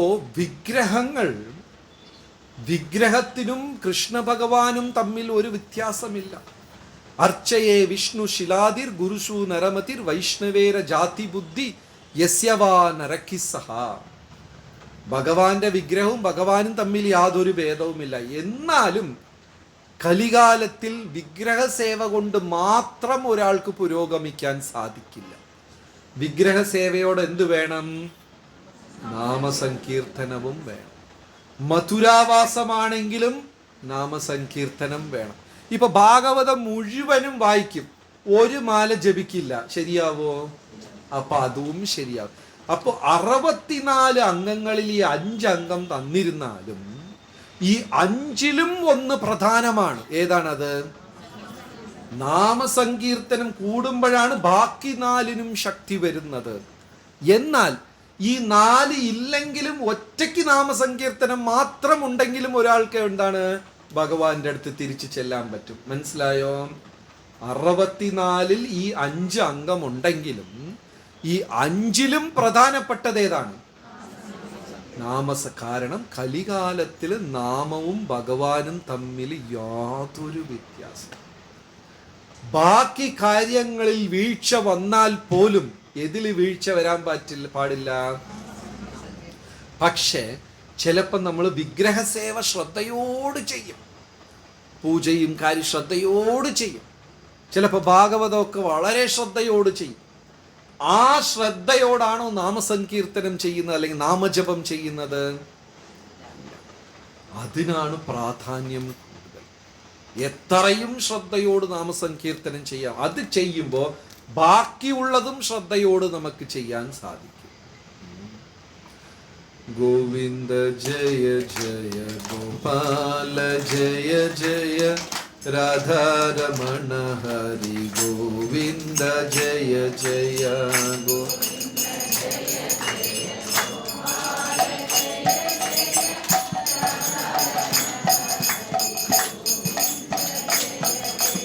ഗോവിന്ദ ജയ ജയ ഗോപാല ജയ ജയ രാധാരമണ ഹരി ഗോവിന്ദ ജയ ജയ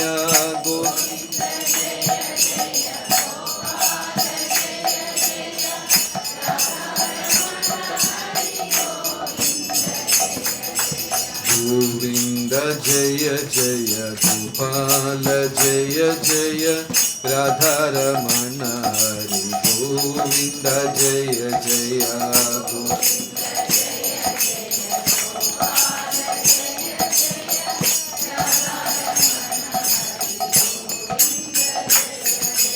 ഹരേ കൃഷ്ണ കൃഷ്ണ കൃഷ്ണ ഹരേ ഹരേ ഹരേ രാം രാം രാം ഹരേ ഹരേ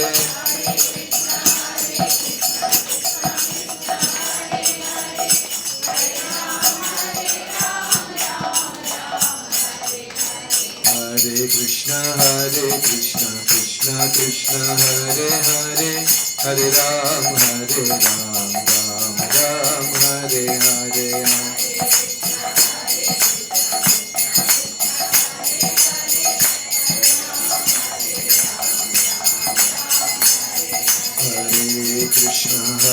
Krishna Krishna Hare Hare Hare Ram Ram Hare Hare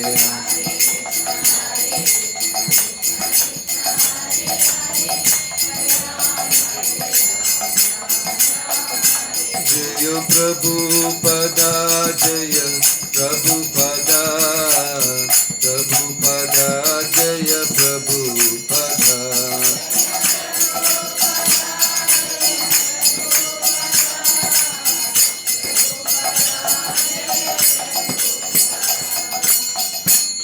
Prabhupada കീ. അപ്പോൾ ആധ്യാത്മിക ജീവിതത്തിൽ ആചാര്യ സംബന്ധം വളരെ പ്രധാനമാണ്. ഇപ്പൊ ഇവിടെ തന്നെ കുറച്ചു പേര് ദീക്ഷയൊക്കെ എടുത്തിട്ടുണ്ട് എന്ന് പറഞ്ഞു. മറ്റുള്ളവരും ഗുരുവിനെ സ്വീകരിക്കണം. കലികാലത്തിൽ ആചാര്യ സംബന്ധം കൊണ്ട് മാത്രമേ ഭക്തിയിൽ ഉയരാനും സാധിക്കുകയുള്ളൂ. എങ്ങനെ ഭൗതിക ജീവിതത്തിൽ ഒരു അധ്യാപകൻ ഇല്ലെങ്കിൽ വിദ്യാർത്ഥിക്ക് മുന്നോട്ട് പോകാൻ പറ്റുമോ? മാത്സ് പഠിക്കണം, പക്ഷെ ടീച്ചറില്ല, എങ്ങനെ മാത്സ് പഠിക്കും? അതേപോലെ ആധ്യാത്മിക കാര്യം പറഞ്ഞു തരാനും അത് മനസ്സിലാക്കി തരാനും ഒരു ടീച്ചർ വേണം. ഗുരുവിന് വളരെ പ്രാധാന്യമാണ്. അതും കലികാലത്തിൽ ഇത്തരം വ്യക്തികളെ കാണുന്നത് വിരളമാണ്. പണ്ടുള്ള കാലത്തൊക്കെ ആധ്യാത്മിക വ്യക്തികൾ കുറേ പേരുണ്ട്.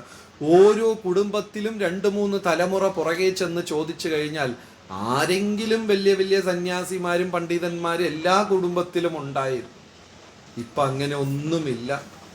ആധ്യാത്മികം വന്നിട്ട് ഒരു അധികപ്പറ്റാണെന്നും ഒരു പ്രഹസനമാണെന്നൊക്കെ വിചാരിക്കുന്ന ഒരു കാലഘട്ടമാണ്. ഞാൻ അമ്പലത്തിൽ പോയി ആശ്രമത്തിൽ പോയി എന്നൊക്കെ പറഞ്ഞു കഴിഞ്ഞാൽ ആ പ്രായമായോ എന്നാണ് ചോദിക്കുന്നത്. എന്ന് വെച്ചാൽ അമ്പലവും ആശ്രമവും ഒരു വൃത്തസദനമായിട്ടാണ് ജനങ്ങൾ കാണുന്നത്. എണീറ്റ് നടക്കാൻ പറ്റാത്ത പ്രായത്തിൽ പോകണം. എവിടെ? അമ്പലത്തിലേക്ക്. അതിൻ്റെ പ്രായമൊന്നും എനിക്കായിട്ടില്ല എന്നൊക്കെയാ വിചാരിക്കുന്നത്. ശരിയല്ലേ? പക്ഷേ പ്രഹ്ലാദൻ പറഞ്ഞത് കൗമാരേത് ആചരേത് പ്രജ്ഞോ ധർമാൻ ഭാഗവതാനിഹ. ഈ ധർമ്മം 5 വയസ്സിൽ കുമാരപ്രായത്തിൽ തന്നെ തുടങ്ങുന്നവനാ യഥാർത്ഥ ബുദ്ധിമാൻ. പക്ഷേ നമ്മുടെയൊക്കെ വലിയ ഭാഗ്യമാണ് ഈ ഒരു കാലഘട്ടത്തിൽ പ്രഭുപാദ് സ്വാമികളെ പോലെ ഒരു വ്യക്തി ജീവിച്ചിരുന്നത്. അങ്ങനത്തെ ആൾക്കാരില്ല ഇപ്പോൾ. വളരെ വിരളമാണ് ഇങ്ങനത്തെ ഗുരുക്കന്മാരെല്ലാം. ഒരു വലിയ സദസ്സിൽ പ്രഭുപാദർ പ്രഭാഷണം കൊടുക്കുന്നുണ്ട്. 4 വർണ്ണങ്ങളെക്കുറിച്ച് അദ്ദേഹം സംസാരിച്ചു. ഏതൊക്കെയാ 4 വർണ്ണങ്ങൾ? ബ്രാഹ്മണൻ, ക്ഷത്രിയൻ, വൈശ്യൻ, ശൂദ്രൻ. ഈ 4 ക്ലാസ്, 4 വർണ്ണങ്ങളെക്കുറിച്ച് പ്രഭുപാദർ ദീർഘമായ ഒരു പ്രസംഗം, ഒരു പ്രഭാഷണം നടത്തി ഉയർന്ന ബ്രാഹ്മണരുണ്ട്, ക്ഷത്രിയന്മാരുണ്ട്, വൈശ്യരുണ്ട്. അപ്പോൾ ഈ പ്രഭാഷണമെല്ലാം കഴിഞ്ഞപ്പോൾ ഒരു ഒരു ഒരു യുവാവ് വളരെ എന്താ പറയുക കുതർക്കമായ ഒരു ചോദ്യം ചോദിച്ചു. അപ്പൊ സ്വാമിജി, നിങ്ങൾ ഏത് വർണ്ണത്തിൽ പെടും? പ്രഭുപാദർ ഇത്രയും വലിയ പ്രഭാഷണം കൊടുത്തപ്പോൾ സ്വാമിജി ഏത് വർണ്ണത്തിൽ പെടും എന്ന് പറഞ്ഞു. പെട്ടെന്ന് പ്രഭുപാദരുടെ ശബ്ദമെല്ലാം താഴ്ന്നു. അദ്ദേഹം 2 കൈയും തൊഴുതിട്ട്, ഞാൻ ദാസന്റെ ദാസനാണ്, ഞാൻ ഈ ഒരു വർണ്ണത്തിലും പെടില്ല, ഞാൻ എല്ലാവരുടെയും സേവകനാണ് എന്നൊരു താഴ്ന്ന സ്വരത്തിൽ പറഞ്ഞു. ഹൃദയത്തിൻ്റെ ഭാഷയിലാണ് അത് പറയുന്നത്. അതായത് ആധ്യാത്മിക വ്യക്തികൾക്ക് വിനയം വളരെ അത്യാവശ്യമാണ്. ആ വിനയം ഒരു അലങ്കാരമായ വിനയമാകരുത്. അത് യഥാർത്ഥത്തിൽ ഹൃദയത്തിലിരുന്ന് ഉളവാകുന്ന ഒരു വിനയമാകണം. അപ്പോൾ പ്രഭുപാദർ പറഞ്ഞു, ഞാൻ ഏറ്റവും താഴ്ന്ന ഒരിതാണ്. അതേപോലെ ഹരേ കൃഷ്ണ പ്രസ്ഥാനം വളർന്നു വരുന്ന ഒരു കാലത്ത് ആരോ പ്രഭുപാദരടുത്ത് പറഞ്ഞു, ലോകത്തിലെ വെച്ച് ഏറ്റവും വലിയ അച്ചടി പ്രസ് ജപ്പാനിലാണ്. ആ പ്രസ് ദായ് നിപ്പോൺ എന്നാണ് ആ പ്രസ്സിൻ്റെ പേര്. ഇന്ന് കാലത്ത് ഇവിടെ എല്ലാവരും ശിവകാശി എന്നൊക്കെ പറയുന്ന സ്ഥലത്തൊക്കെയാണ് പോയി പ്രസ് അടിക്കുക, വലിയ വലിയ പ്രസ്സുകളൊക്കെ ഉള്ളത്. അപ്പം അന്ന് പറഞ്ഞു അത് ജപ്പാനിൽ ഒരു സ്ഥലത്താണ്. അപ്പോൾ പ്രഭുപാദർ ശരി അന്ന് അവിടെ പോവാം നമ്മുടെ ഗീത അടിക്കാൻ. ലോകത്തിലെ ബെസ്റ്റ് ഭഗവത്ഗീത എന്ന് പറയുന്ന ജ്ഞാനം, ലോകത്തിൽ വെച്ച് ഏറ്റവും ഉയർന്ന ജ്ഞാനം. അപ്പം ജ്ഞാനം ഉയർന്ന തരത്തിൽ തന്നെ ജനങ്ങൾക്ക് കൊടുക്കണം, അതുകൊണ്ട് ഏറ്റവും കൂടിയ പ്രസ്സിൽ തന്നെ കൊണ്ടുപോകണം എന്ന് പറഞ്ഞിട്ട് പ്രഭുപാദർ 70 അവിടെ പോയി. എവിടെ പോയി? ജപ്പാനിൽ പോയി. അന്ന് ജപ്പാനിലുള്ള ആർക്കും ഇംഗ്ലീഷ് അറിഞ്ഞൂടാ, ഇംഗ്ലീഷുകാർക്ക് ആർക്കും ജപ്പാൻ ഭാഷയും അറിയും. പ്രഭുപാദർ അവിടെ ചെന്ന് ഒരു ട്രാൻസ്ലേറ്ററിനെയും കൊണ്ടുപോയി. അപ്പോൾ അവിടെ പോയി ഏറ്റവും ഉയർന്ന അതിൻ്റെ അധികാരിയെടുത്ത് പ്രഭുപാദർ സംസാരിക്കുക. അപ്പോൾ അയാൾ അവരെ പ്രസ്സിനെ കുറിച്ച് വലിയ രീതിയിൽ പറഞ്ഞു. ഞങ്ങളുടെ പ്രസ്സാണ് ലോകത്തിലെ ഏറ്റവും വലുത്, നമ്പർ 1. നിങ്ങൾ ഇവിടെ വന്ന് അടിക്കാൻ എടുത്ത തീരുമാനം വളരെ നല്ല കാര്യമാണ്, അത് നിങ്ങൾക്കും ഒരു ഗൗരവമാണ് എന്നൊക്കെ അവരുടെ പ്രസ്സിനെ സ്തുതിച്ചിട്ട് ഒരു തുക അങ്ങോട്ട് പറഞ്ഞു, ഒരു ഭീമാകാരമായ ഒരു തുക. പ്രഭുപാദർ പറഞ്ഞു, പരമദിവ്യോത്തമ പുരുഷൻ ഭഗവാന്റെ വാക്കുകളാണ് ഇത്. ട്രാൻസ്ലേറ്റർ പെട്ടു. ഇതൊക്കെ എങ്ങനെ ഇപ്പോൾ ജപ്പാൻ ഭാഷയിൽ ട്രാൻസ്ലേറ്റ് ചെയ്ത് പറയാം? ഇപ്പം സാധാരണ വാക്കുകൾ സുഖമാണോ, കഴിച്ചോ, അതൊക്കെ അവർ പറയും. പരമദിവ്യോത്തമ പുരുഷൻ, ദൈവത്തിൻ്റെ അവതാരം, ചതുർഭുജം എന്നൊക്കെ പറഞ്ഞു കഴിഞ്ഞാൽ അയാൾക്ക് ട്രാൻസ്ലേറ്റ് ചെയ്യാൻ പറ്റും. അയാൾ പറഞ്ഞു, എനിക്കിതൊന്നും മനസ്സിലാവുന്നില്ല, എനിക്കിത് തർജിമ ചെയ്യാൻ പറ്റുന്നില്ല. പ്രഭുപാദർ ആ ഉയർന്ന അധികാരി എടുത്ത് സംസാരിക്കുക, ഇത് ദൈവത്തിൻ്റെ വാക്കുകളാണ്, ഇത് ചെയ്യുന്നത് കൊണ്ട് നിങ്ങൾ എന്താ പറയുക മനസ്സിലാക്കാത്ത ഒരു മഹാ അനുഗ്രഹം നിങ്ങൾക്ക് ഉണ്ടാകും എന്ന് പറഞ്ഞിട്ട് ആ മനുഷ്യൻ കോട്ട് ചെയ്ത ഭീമാകാരമായ തുകയുടെ 10-1 തരാം എന്ന് പറഞ്ഞു. അത് തർജിമ ചെയ്യാൻ ട്രാൻസ്ലേറ്ററിന് ധൈര്യവും വന്നില്ല. ഇപ്പോൾ ഒരു കടയിൽ ചെന്ന് ചോദിക്കുമ്പോൾ ഒരു സാധനം 1000 രൂപ എന്ന് പറയുമ്പോൾ നമ്മൾ 50 രൂപയ്ക്ക് തരും, 100 രൂപയ്ക്ക് തരും എന്ന് പറഞ്ഞാൽ അവ അടിക്കൂല്ലേ? പ്രഭുപാദർ പറഞ്ഞ തുക 10-1 തുക. അത് ഈ മനുഷ്യന് തർജിമ ചെയ്യാനുള്ള ധൈര്യമല്ല. അയാൾ മിണ്ടാതെ ചിരിച്ചിട്ട് ഒരു 20 മിനിറ്റ് അങ്ങോട്ടും ഇങ്ങോട്ടും ചർച്ച, 2 പേർക്കും ഭാഷ അറിയില്ല. ചർച്ചയുടെ അവസാനം അയാൾ സമ്മതിച്ചു. ലോകത്തിൽ ഏറ്റവും വലിയ പ്രസ്സിൽ അന്ന് കാലത്ത് പ്രഭുപാദർ 2 ലക്ഷം പ്രതികൾ ഭഗവത്ഗീത അടിച്ചു. പിന്നീട് അവർ ചെന്ന് ആ മുതലാളിയെടുത്ത് നിങ്ങൾ എങ്ങനെ അത് സമ്മതിച്ചു, എന്താണ് അതിന് കാരണം എന്ന് മറ്റുള്ളവർ ചോദിച്ചപ്പോൾ അയാൾ പറഞ്ഞത്, എൻ്റെ മുമ്പേ ഇരുന്നത് ഒരു ദൈവിക പുരുഷനാണ്, അദ്ദേഹം പറയുന്ന ഒന്നും എനിക്ക് മനസ്സിലായില്ല, പക്ഷേ അദ്ദേഹം പറയുന്ന വാക്കുകൾ എനിക്ക് തിരസ്കരിക്കാൻ പറ്റിയില്ല, ഞാനത് സമ്മതിച്ചു. അപ്പൊ എന്താണ് ആ ദൈവീകത? ദൈവീകത എന്ന് പറയുന്ന വേറെ യാതൊരു സർക്കസും ഇല്ല. അകമും പുറമും ഒന്ന്, അതാണ് ദൈവികത. നമ്മൾക്ക് രണ്ടും രണ്ടാണ്. നമ്മൾ അകത്ത് വേറെയാണ്, പുറത്ത് വേറെ. ഇപ്പൊ ഇവിടെ തന്നെ എല്ലാവരും ഇരിക്കുമെങ്കിലും ചിലരും നാലായെങ്കിൽ തീർത്തെങ്കിൽ പോവായിരുന്നു, ഇവിടെ താഴെ ചായ ഉണ്ടോ, ഉറക്കവും വരും, അങ്ങനെയൊക്കെ ചിന്തിക്കോ ഇല്ലേ? തീർച്ചയായിട്ടും ചിന്തിക്കും. ഞാനും വാച്ച് നോക്കി നോക്കി നാലായെങ്കിൽ നിർത്താമായിരുന്നു, അങ്ങനെ എല്ലാരും ചിന്തിക്കും. അപ്പൊ ഞാൻ ഇങ്ങനെ സംസാരിച്ച് മുഖത്തിന്റെ അവിടെ വരുമ്പോ അവർ ചിരിക്കും. ഒന്നും കേട്ടിട്ടില്ല അല്ലേ? അല്ലെങ്കിലും നമ്മുടെ ദൈനംദിന ജീവിതത്തിലെല്ലാം നമുക്ക് 2 മുഖം 3 മുഖം ഒക്കെ ഉണ്ട്, ശരിയല്ലേ? എല്ലാത്തിലും ഇനി ഭക്തരുടെ കൂടെ ഇടപഴകുമ്പോഴും കാര്യങ്ങൾ എല്ലാത്തിലും നമ്മൾ വേറെയാ എന്ന് എൻ്റെ അകവും പുറമും ഒരുപോലെ, വേറെ ഒരു രണ്ടാം അഭിപ്രായമില്ലാതെ ഒരുപോലെ മാറുന്നു, അന്ന് നമ്മൾ ഈ പറയുന്ന ദൈവിക അവസ്ഥയിലേക്ക് വരും. അന്ന് നമ്മൾ പറയുന്ന വാക്കുകൾ ഒരു തർക്കവുമില്ലാതെ ഈ ലോകം സ്വീകരിക്കും. ഇപ്പൊ എന്തുകൊണ്ട് പറ്റുന്നില്ല? നമുക്ക് ഉള്ളിൽ ആ ഒരു ട്രാൻസ്ഫർമേഷൻ നടന്നിട്ടില്ല. ശരിയാണോ തെറ്റാണോ? നമ്മൾ വേറെയാ, ഇപ്പോഴും ഇതൊക്കെയാണ്. പിന്നെ മാതാജി വരാൻ പറഞ്ഞു പോയില്ലെങ്കിൽ പിന്നെ എന്താ, എങ്ങനെയെങ്കിലും പോയിരിക്കാം. ഒന്നല്ലെങ്കിൽ ഒരു 12:30 പോയാൽ ഒരു 10 മിനിറ്റ് ഇരിക്കുകയും ചെയ്യാം, പിന്നെ ഭക്ഷണം കഴിച്ചാൽ വീട്ടിൽ പോവാം. ഇങ്ങനെ പല പല പ്ലാനിലാണ് ഇന്ന് നമ്മൾ എല്ലാവരും ഇവിടെ കൂടിയിരിക്കുന്നത്, ശരിയല്ലേ? ചിലർ പറയും സ്കൂളിൽ കുട്ടിയെ കൊണ്ടുപോകും, കുട്ടി കെട്ടിപ്പോയി വർഷം 10 4 മണിയായെങ്കിൽ സ്കൂളിലുള്ള കുട്ടിയെ വിളിക്കാൻ പോവാൻ. നമ്മൾ അകത്ത് വേറെയും പുറത്ത് വേറെയാണ്, ശരിയല്ലേ? ഇനി ക്രമേണ നമ്മൾ ഇതിനകത്ത് വരുമ്പോൾ, ഈ സത്സംഗങ്ങളിൽ വന്ന് കേട്ട് കേട്ട് കേട്ട് ഇതൊക്കെ ജപിച്ച് വരുമ്പോൾ ഒരു ദിവസം ഈ രണ്ടില്ലാത്ത ഒറ്റ രൂപം വരും. അപ്പൊ പ്രഭുപാദർ അകവും പുറവും ഒരു വ്യത്യാസമില്ല. ഭഗവാനെ സേവിക്കണം, ഭഗവാന് വേണ്ടിയാണ് ഇത് ഞാൻ പ്രസ്സിൽ പ്രിന്റ് ചെയ്യുക എന്ന് ഒറ്റ ചിന്ത ആ ഭാഷ മനസ്സിലാകാത്ത ആ കച്ചവടക്കാരൻ അത് സമ്മതിക്കിച്ചു. ഇതേ നമ്മൾ ചെന്ന് കഴിഞ്ഞാൽ അവരെന്ത് പറയും?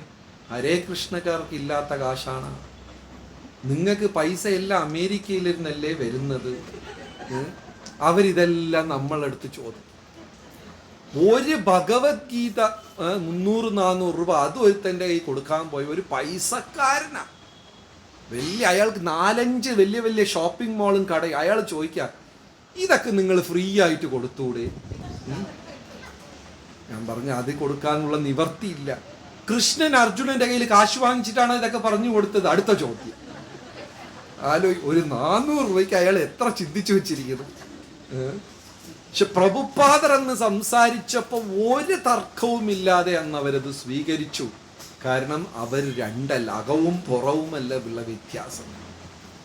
ഇത്തരം ഉയർന്ന മഹാത്മാക്കൾക്ക് നമ്മുടെ ഉള്ളറിയാൻ സാധിക്കും. ഇങ്ങനെ ഇപ്പൊ നമ്മൾ എങ്ങനെ പരസ്പരം മുഖത്തോട് മുഖം ശരീരം നോക്കി സംസാരിക്കുന്നു. പക്ഷെ ആചാര്യന്മാരുടെ മുമ്പേ നമ്മൾ പോകുമ്പോൾ അവർ നമ്മുടെ പുറമല്ല കാണുന്നത്, നമ്മുടെ മനസ്സ് കാണാൻ സാധിക്കും. ആലോചിച്ച് നോക്കൂ, നമ്മുടെ മനസ്സെല്ലാം മറ്റുള്ളവർക്ക് കാണാൻ പറ്റുമെങ്കിൽ ഇതിനേക്കാളും വൃത്തികേട് വേറെന്തെങ്കിലും? നമ്മൾ ചിന്തിക്കുന്നതെല്ലാം ഇനി ഒരാൾ അറിയുമ്പോൾ ഇല്ലേ, തൊട്ടടുത്ത് ചിരിച്ചിരിക്കുന്ന ആളെ കുറിച്ചായിരിക്കും തെറ്റായിട്ട് നമ്മൾ വിചാരിക്കുന്നത്. ഇതെല്ലാം കൂടെ ഇനി ഒരാൾക്ക് പഠിക്കാൻ പറ്റുമെങ്കിലും. അപ്പോൾ ഒരു ദിവസം ഒരു അമ്പലത്തിൽ ഒരു ചർച്ചയും ഒരു പൊതുയോഗം ഒക്കെ നടന്നു.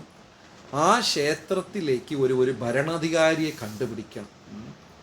ഒരു ടെമ്പിൾ പ്രസിഡന്റിനെ ചുമതലപ്പെടുത്തേണ്ട ഒരു ചർച്ചയായിരുന്നു. പ്രഭുപാദ് സ്വാമികളും ആ ചർച്ചയിലുണ്ട്.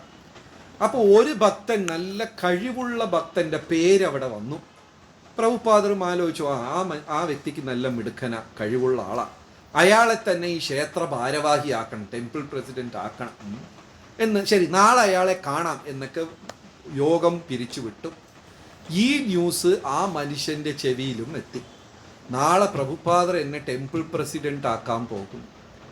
ആ മനുഷ്യനറിയാം ഇതൊരു മുൾക്കിരീടമാണ് എൻ്റെ തലയിൽ വെക്കാൻ പോകുന്നത്. കാരണം അത്ര എളുപ്പമല്ല ഒരു ക്ഷേത്രം നടത്തിക്കൊണ്ടുപോകും, പല തരത്തിലുള്ള ആൾക്കാരും ഇതെല്ലാം. അപ്പോൾ രാത്രി മുഴുവനും ഈ മനുഷ്യൻ ഇരുന്ന് ആൻസേഴ്സ് കണ്ടുപിടിക്കാം. പ്രഭുപാദർ എൻ്റെ അടുത്ത് പറയുമ്പോൾ ഞാൻ അത് പറയും, ഇത് പറയും, ഇത് പറയും, അങ്ങനെ പറയും, ഇങ്ങനെ പറയും. ചുരുക്കത്തിൽ ഞാൻ ഈ ഉത്തരവാദിത്തം ഏറ്റെടുക്കില്ല. ടെമ്പിൾ പ്രസിഡന്റ് അത് പറ്റത്തില്ല, ഇത് പറ്റത്തില്ല. ഞാൻ ഫുൾ നൈറ്റ് മനുഷ്യൻ ഉറങ്ങാതെ പ്രിപ്പയർഡ് ആയിട്ട് പോവാണ്. എന്ത് പറഞ്ഞാലും അല്ലേ, അങ്ങനെ ചില മിടുക്കന്മാരായ ദാസന്മാരും ദാസികൾ എല്ലാ സത്സംഗത്തിലും കാണും. സേവനം എങ്ങനെ വന്നാലും അതിൽ നിന്ന് രക്ഷപ്പെടുന്നത് എങ്ങനെ? അങ്ങനത്തെ ഡിഗ്രി എടുത്തവർ ഇവിടെ ആരെങ്കിലും ഉണ്ടോ? എല്ലാ കൂട്ടത്തിലും കാണും. അപ്പോ ഈ ഭക്തനും രാത്രി മുഴുവനും ഉറങ്ങാതെ ഇരുന്ന് മനസ്സുകൊണ്ട് ആൻസർ എല്ലാം കണ്ടുപിടിച്ച് പ്രഭുപാദർ എന്താ പറയാൻ പോകുന്നത്? നാളെ ക്ഷേത്ര പ്രിപ്പയർഡ് ആയിട്ട് അടുത്ത ദിവസം പ്രഭുപാദരനെ ചെന്ന് കണ്ടു, വണങ്ങി, തൊഴുതു. പ്രഭുപാദ് പറഞ്ഞു, നിനക്ക് എല്ലാ യോഗ്യതയും ഉണ്ട്, നീ സന്യാസമെടുക്കണം. ഈ മനുഷ്യൻ എന്തിനാണ് തയ്യാറായിട്ട് വന്നത്? Temple president. പ്രഭുപാദർ പറഞ്ഞു സന്യാസം. അതായത് അന്ന് കാലത്ത് അങ്ങനെ സംഭവിച്ചിട്ടുണ്ട്. വിവാഹം കഴിഞ്ഞ 2 കൊല്ലം 3 കൊല്ലത്തിലൊക്കെ ചിലർക്ക് എന്ത് കൊടുത്തിട്ടുണ്ട് എന്ന് വെച്ചാൽ പിന്നെ പത്നിയെ ജീവിതത്തിൽ കാണാൻ പറ്റും. ഗൃഹസ്ഥ ജീവിതം സാധിക്കില്ല. 2 കാഷായ വസ്ത്രവും തരും, അത് ഇട്ടിട്ട് അവർക്കൊന്നും ബാങ്ക് ഇല്ല, അക്കൗണ്ട് ഇല്ല, വീടില്ല, അങ്ങനെയില്ല. അങ്ങനെ നടന്നോളണം ഭഗവാന്റെ നാമവും ചൊല്ലി. അതിനൊക്കെ കലികാലത്തിൽ ആരെങ്കിലും തയ്യാറാവൂ? സന്യാസമൊക്കെ ഈസി അല്ല. എന്തുകൊണ്ടാണ് പെണ്ണുങ്ങൾക്കൊക്കെ കാവി തരാത്തത്? അവർ താഴെ അതിൽ ഗോൾഡൻ ബോർഡർ വെച്ച് തച്ച് കളയും ആ കാവി. അതുകൊണ്ട് കാവി കൊടുത്തില്ല. ഇതൊന്നും ചിന്തിക്കാൻ പോലും പറ്റാത്തതാണ്. ഇവിടെ എത്ര പേർക്ക് 1ൽ കൂടുതൽ ഹാൻഡ് ബാഗ് ഉണ്ട്? 1ൽ കൂടുതൽ ചെരുപ്പ് എത്ര പേർക്കുണ്ട്? എല്ലാം ഇഷ്ടം പോലെ. പണ്ടങ്ങനെ ഒന്നില്ല, ഒറ്റ ബ്ലൂ കളർ ഹവായി ചെരുപ്പ്. കല്യാണത്തിന് പോയാലും മരണത്തിന് പോയാലും ഓർമ്മയുണ്ട് അങ്ങനെ ഒരു കാലം. ബ്ലൂ കളർ ഹവായി ചെരുപ്പ്, അതിനെ കുളത്തിന്റെ കരയിൽ വെച്ച് തേച്ച് ചകിരി വെച്ച് തേച്ച് വെളുപ്പിച്ച് ഒറ്റ ചെരുപ്പേ ഉള്ളൂ. അങ്ങനെയൊക്കെ ഒരു കാലം ഉണ്ടായിരുന്നു. ഹവായി ചപ്പൽ അത് യൂസ് ചെയ്തവരൊക്കെ ഉണ്ടോ? മഴയത്ത് നടന്നു പോയ ബാക്കിലൊക്കെ ഡിസൈൻ ആയിട്ട് വരും. ഇപ്പൊ അതൊക്കെ മാറി. അപ്പോ ഈ ഭക്തൻ പ്രതീക്ഷിക്കുന്നില്ല, പ്രഭുപാദരുടെ മുമ്പേ വന്ന ഉടനെ ഇനി സന്യാസം എടുക്കണം. ആള് വിവാഹം കഴിച്ച് 2 കൊല്ലമേ ആയത്. ഇത് കല്ലെടുത്ത് തലയിലിട്ട പോലെ ചിന്തിക്കാൻ പറ്റുന്നില്ല, ശബ്ദം വരുന്നില്ല. പ്രഭുപാദ്, ഞാൻ ഇപ്പൊ വിവാഹം കഴിച്ചതേ ഉള്ളൂ, 2 കൊല്ലം ആയതേ ഉള്ളൂ, എനിക്ക് വിവാഹ ജീവിതത്തിൽ മുന്നോട്ട് പോകണം, ഞാൻ സേവനമൊക്കെ ചെയ്യാം, ഞാൻ എന്തിനാ സന്യാസം? ഞാൻ ഭാര്യ എടുത്ത് എന്ത് പറയും? അതാ ആകെ ഇയാൾക്ക് പറ്റുന്നില്ല. ഇയാളെ സൗണ്ട് കണ്ണടങ്ങ ഇതെല്ലാം ഒരു മാതിരിയായി. പ്രഭുപാദ്, അത് മാത്രം എന്നെ കൊണ്ട് പറ്റില്ല, വേറെ എന്ത് പറഞ്ഞാലും ഞാൻ ചെയ്യാം. പ്രഭുപാദ് പറഞ്ഞ ടെമ്പിൾ പ്രസിഡന്റായി. എളുപ്പം സോൾവായി. ഇദ്ദേഹം രാത്രി മുഴുവനും ഉറങ്ങാതെ പ്രിപ്പയർ ചെയ്ത് വന്ന പരീക്ഷ ആള് ഫെയിലായി. ഗുരു സാധാരണ മനുഷ്യനല്ല. അപ്പൊ എന്ത് പറയണം എന്നറിയാം. അതാണ് 3ാമത്തെ അപരാധത്തിൽ പറയുന്നത്. ആധ്യാത്മിക ഗുരുവിനെ സാധാരണ വ്യക്തിയായി കാണുന്നതും ഒരു അപരാധമാണ്. അങ്ങനത്തെ പരമാചാര്യന്മാരെ ഗുരുവായി കിട്ടുന്നത് കലിയുഗത്തിൽ വലിയ ഒരു സൗഭാഗ്യമാണ്. അങ്ങനെ ലഭിക്കാത്തവരെല്ലാം അനാഥകളാണ് എന്നാണ് ശാസ്ത്രം പറയുന്നത്. സാധാരണ വ്യക്തികളോട് നമ്മൾ കൈകാര്യം ചെയ്യുന്നത് പോലെ പ്രഭുപാദരെടുത്തോ അല്ലെങ്കിൽ ഗുരുക്കന്മാരെടുത്ത് ചെയ്യാൻ പറ്റില്ല. അവർക്ക് നിരന്തരം ഈശ്വരനുമായി, കാരണം ഞാൻ ആദ്യമേ പറഞ്ഞു, അകമെന്നും പുറമെന്നും വ്യത്യാസമില്ലാത്തത് കൊണ്ട്, അവർ പരിശുദ്ധരായത് കൊണ്ട് അവർക്ക് ദൈവത്തിനോട് ഒരു സമ്പർക്കമുണ്ടാകും. അങ്ങനത്തെ വ്യക്തികൾക്ക് ഭഗവാനെ കാണാനും സംസാരിക്കാനുമുള്ള, അതായത് ഗുരുവായൂരിലും അത്തരം കാര്യങ്ങൾ ഉണ്ടായിരുന്നു. ബിൽവമംഗലം സ്വാമിയാർ നിരന്തരം ഗുരുവായൂരപ്പനെ കാണും, സംസാരിക്കും. അപ്പോൾ രാജാവിൻ്റെ പേരെന്താ? മാനവേദൻ. ഏതെങ്കിലും ഒരു തീരുമാനത്തിലെത്തും. മാനദേവനാണോ മാനവേദനാണോ?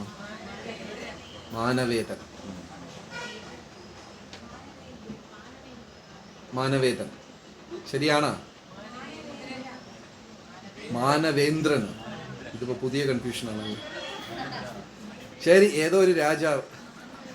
അപ്പൊ അദ്ദേഹം ചെന്ന് വിൽവമംഗലത്ത് സ്വാമിയാരുടെ അടുത്ത് പറഞ്ഞു, അങ്ങ് ഭഗവാനെ കാണുന്നത് എനിക്കറിയാം, എനിക്ക് ഒരു വട്ടം കാണിച്ചു തരണം. അപ്പൊ ഇദ്ദേഹം എന്നും രാജാവിൻ്റെ അടുത്ത് പറയും, ഞാൻ ഇന്ന് ചോദിച്ചില്ല, നാളെ ചോദിച്ചിട്ട് പറയാം, ഇനിയൊരു ദിവസം ചോദിച്ചിട്ട് പറയും. ഇങ്ങനെ കുറേ കാലം നീട്ടിയടിച്ചു. അവസാനം ഈ രാജാവ് പറഞ്ഞു, ഇന്ന് എനിക്ക് മറുപടി പറഞ്ഞേ ശരി മതിയാകും. അപ്പോ വിൽവമംഗലത്ത് സ്വാമിയാർ ഭഗവാന്റെ ഗുരുവായൂരപ്പൻ്റെ അടുത്ത് പ്രാർത്ഥിച്ചപ്പോൾ ഗുരുവായൂരപ്പൻ പറഞ്ഞു, ഞാൻ ദർശനം തരാം, പക്ഷെ എൻ്റെ അടുത്ത് വരാൻ പാടില്ല.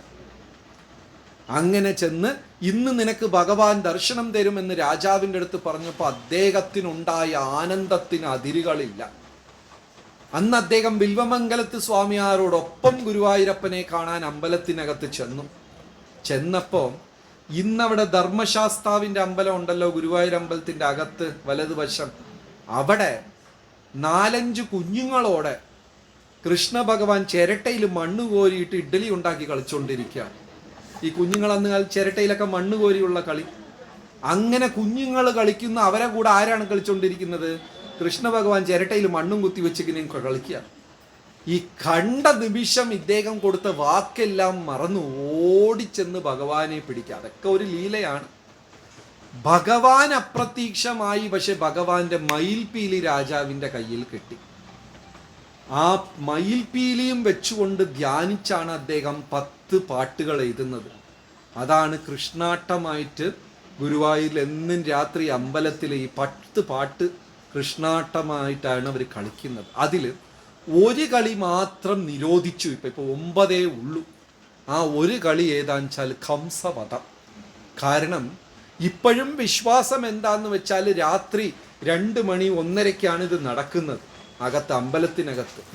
ഇത് ആർക്ക് വേണ്ടിയാണ്? കാണാൻ ആളൊന്നും വലുതായിട്ടുണ്ടാവില്ല. ഇത് ആര് കാണാനായി ഡ്രാമ നടക്കുന്നത്? ഭഗവാൻ കാണാൻ. അങ്ങനെ ഒരു ദിവസം കംസവധം നടക്കുന്ന സമയത്ത് അവിടെ കൃഷ്ണനായി അഭിനയിച്ചുകൊണ്ട് ഒരു കുഞ്ഞ് ഇങ്ങനെ കളിച്ചുകൊണ്ടിരിക്കുക. ഇത് കൃഷ്ണാട്ടം പാട്ടും ഇതൊക്കെ. ഭഗവാൻ അത് കണ്ട് അതിൽ ലയിച്ച ആനന്ദം കൊണ്ട് ആ കൃഷ്ണനായി അഭിനയിച്ച കുട്ടിയുടെ ദേഹത്തകത്ത് ആര് കയറി? ഭഗവാൻ കയറി. അവിടെ അടുത്ത് കെട്ടിവെച്ചിരുന്ന ആനയെ തൂക്കിയെടുത്ത് തലകുത്തനെ വെച്ചു. കംസനായി അഭിനയിച്ചവൻ അന്നെടുത്ത ഓട്ടം പിന്നെ അന്ന് ആ പ്രദേശത്ത് കണ്ടിട്ടില്ല. കാരണം ആനയെ തൂക്കി അടുത്തത് ആരെ തൂക്കും? ഒരു ഓട്ടം അയാൾ അമ്പലം വിട്ട് ഓടിപ്പോയി. പിന്നെ അയാൾ തിരിച്ചു വന്നിട്ടേ ഇല്ല. അതോടെ ആ കളി അവിടെ നിർത്തി. ഇപ്പൊ 10ൽ 9 മാത്രമേ ഉള്ളൂ. അപ്പോ വിൽവമംഗലത്ത് സ്വാമിയാരുടെ ക്ഷണമനുസരിച്ച് ഭഗവാൻ അന്ന് ആർക്ക് ദർശനം കൊടുത്തു? രാജാവിന് ദർശനം. അതായത് ഗുരുക്കന്മാർ, അങ്ങനെ പരിശുദ്ധ ഗുരുക്കന്മാർ കലികാലത്തിൽ വിരളമാണ്. പക്ഷെ അവരുടെ സാന്നിധ്യം വളരെ അത്യാവശ്യമാണ്. അവരുടെ പ്രവർത്തനങ്ങളും അതൊന്നും നമുക്ക് മനസ്സിലാക്കാൻ സാധിക്കില്ല. അങ്ങനെ പ്രഭുപാദരുടെ അവസാന കാലഘട്ടം, അദ്ദേഹം കുറച്ച് ദിവസം എന്താ പറയുക, ശരീരം അസ്വസ്ഥനായി വയ്യാതെ കിടക്കുന്ന ഒരു അവസ്ഥയിലായി പ്രഭുപാദർ വൃന്ദാവനത്തിൽ. അപ്പോൾ ഒരു ദിവസം ഒരു ഭക്തൻ, ശിഷ്യൻ ചെന്ന് പറയാ, പ്രഭുപാദർ അങ്ങ് വിചാരിച്ചാൽ ഈ ശരീര ദുഃഖത്തിൽ നിന്നൊക്കെ പുറത്തു വരാൻ പറ്റും. അങ്ങ് ഭഗവാന്റെ അടുത്ത ആളല്ലേ, അങ്ങ് പ്രാർത്ഥിച്ചാൽ, അങ്ങ് വിചാരിച്ചാൽ ഈ അസുഖത്തിൽ നിന്ന് പുറത്തു വരാൻ പറ്റാത്തതാണ് എന്നൊരു ശിഷ്യൻ പറഞ്ഞു. പ്രഭുപാദർ ദേഷ്യത്തിൽ മണ്ട എന്ന് പറഞ്ഞാൽ ഓട്ടിച്ചു വിട്ടു. ഇത്തരം കാര്യങ്ങളൊന്നും പറയരുത് എന്ന് പറഞ്ഞ് ഓട്ടിച്ചു വിട്ടു. അടുത്ത ദിവസം പ്രഭുപാദരെ കാണാൻ തൻ്റെ ഒരു ബാല്യ സുഹൃത്ത് വന്നു. അദ്ദേഹവും പ്രഭുപാദരുടെ കൂടെ കുട്ടിക്കാലം തൊട്ട് ആധ്യാത്മികം പരിശീലിക്കുന്ന ഒരാളാണ്. ഭഗത്ജി എന്നാണ് പേര്. അദ്ദേഹം പ്രഭുപാദരെ, രണ്ടുപേരും ബാല്യകാല സുഹൃത്തുക്കളാണ്.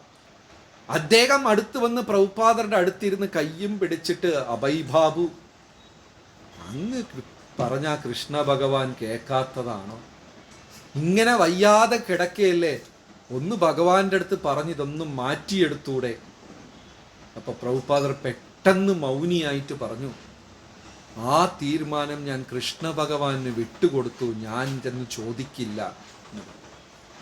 ഇതേ കമന്റാണ് തലേന്ന് ശിഷ്യൻ പറഞ്ഞത്. പക്ഷെ പ്രഭുപാദർ എന്ത് ചെയ്തു? ആ ശിഷ്യനെ വഴക്ക് പറഞ്ഞു ഓട്ടിച്ചു വിട്ടു. ചില സമയം ഈ ആചാര്യന്മാരുടെ വാക്കുകൾ, പ്രവർത്തനങ്ങൾ, ഇതൊന്നും സാധാരണ മനുഷ്യർക്ക് മനസ്സിലാക്കാൻ പറ്റില്ല. അവർ വേറെ ഒരു തലത്തിലായിരിക്കും കാര്യങ്ങൾ ചെയ്യുന്നത്. അങ്ങനെ പ്രഭുപാദരുടെ പ്രവർത്തനങ്ങളെല്ലാം ഇപ്പോഴൊക്കെ ആ ശിഷ്യന്മാർ വളരെ ആഴത്തിൽ ഗവേഷണം നടത്തുന്ന അദ്ദേഹം പറഞ്ഞു ഒരു വാക്കുകൾ, പ്രവർത്തനം. അപ്പം അങ്ങനെ ഒരു പരമാചാര്യനെ നമുക്ക് ലഭിച്ചത് വലിയ ഒരു സൗഭാഗ്യമാണ്. തൻ്റെ വയ്യാത കാലത്ത് ഉറക്കം ഒഴിഞ്ഞ് ദിവസം 2 മണിക്കൂർ 3 മണിക്കൂർ മാത്രം ഉണർന്നിരുന്നാണ് പ്രഭുപാദർ ഈ ഗ്രന്ഥങ്ങൾ മുഴുവനും തർജിമ ചെയ്തത്. 60ഓളം ഗ്രന്ഥങ്ങൾ, ഇത്രയും വലിയ വലിയ ഗ്രന്ഥങ്ങളെല്ലാം സംസ്കൃതത്തിൽ നിന്നും ഇതിൽ നിന്നൊക്കെ ബംഗാളി ഭാഷകളിൽ നിന്നൊക്കെ ഇതിനെ ഇംഗ്ലീഷിലോട്ടൊക്കെ തർജിമ നടത്തി. അതെല്ലാം നമ്മൾ വായിക്കണം. അതും ഈ മാസം ഗീതാ ജയന്തി മാസവും കൂടെയാണ്. വായിച്ച് ജീവിതം ധന്യമാക്കണം എന്ന് വിനീതമായി അഭ്യർത്ഥിച്ചുകൊള്ളുന്നു. ഹരേ കൃഷ്ണ. നന്ദി, നമസ്കാരം.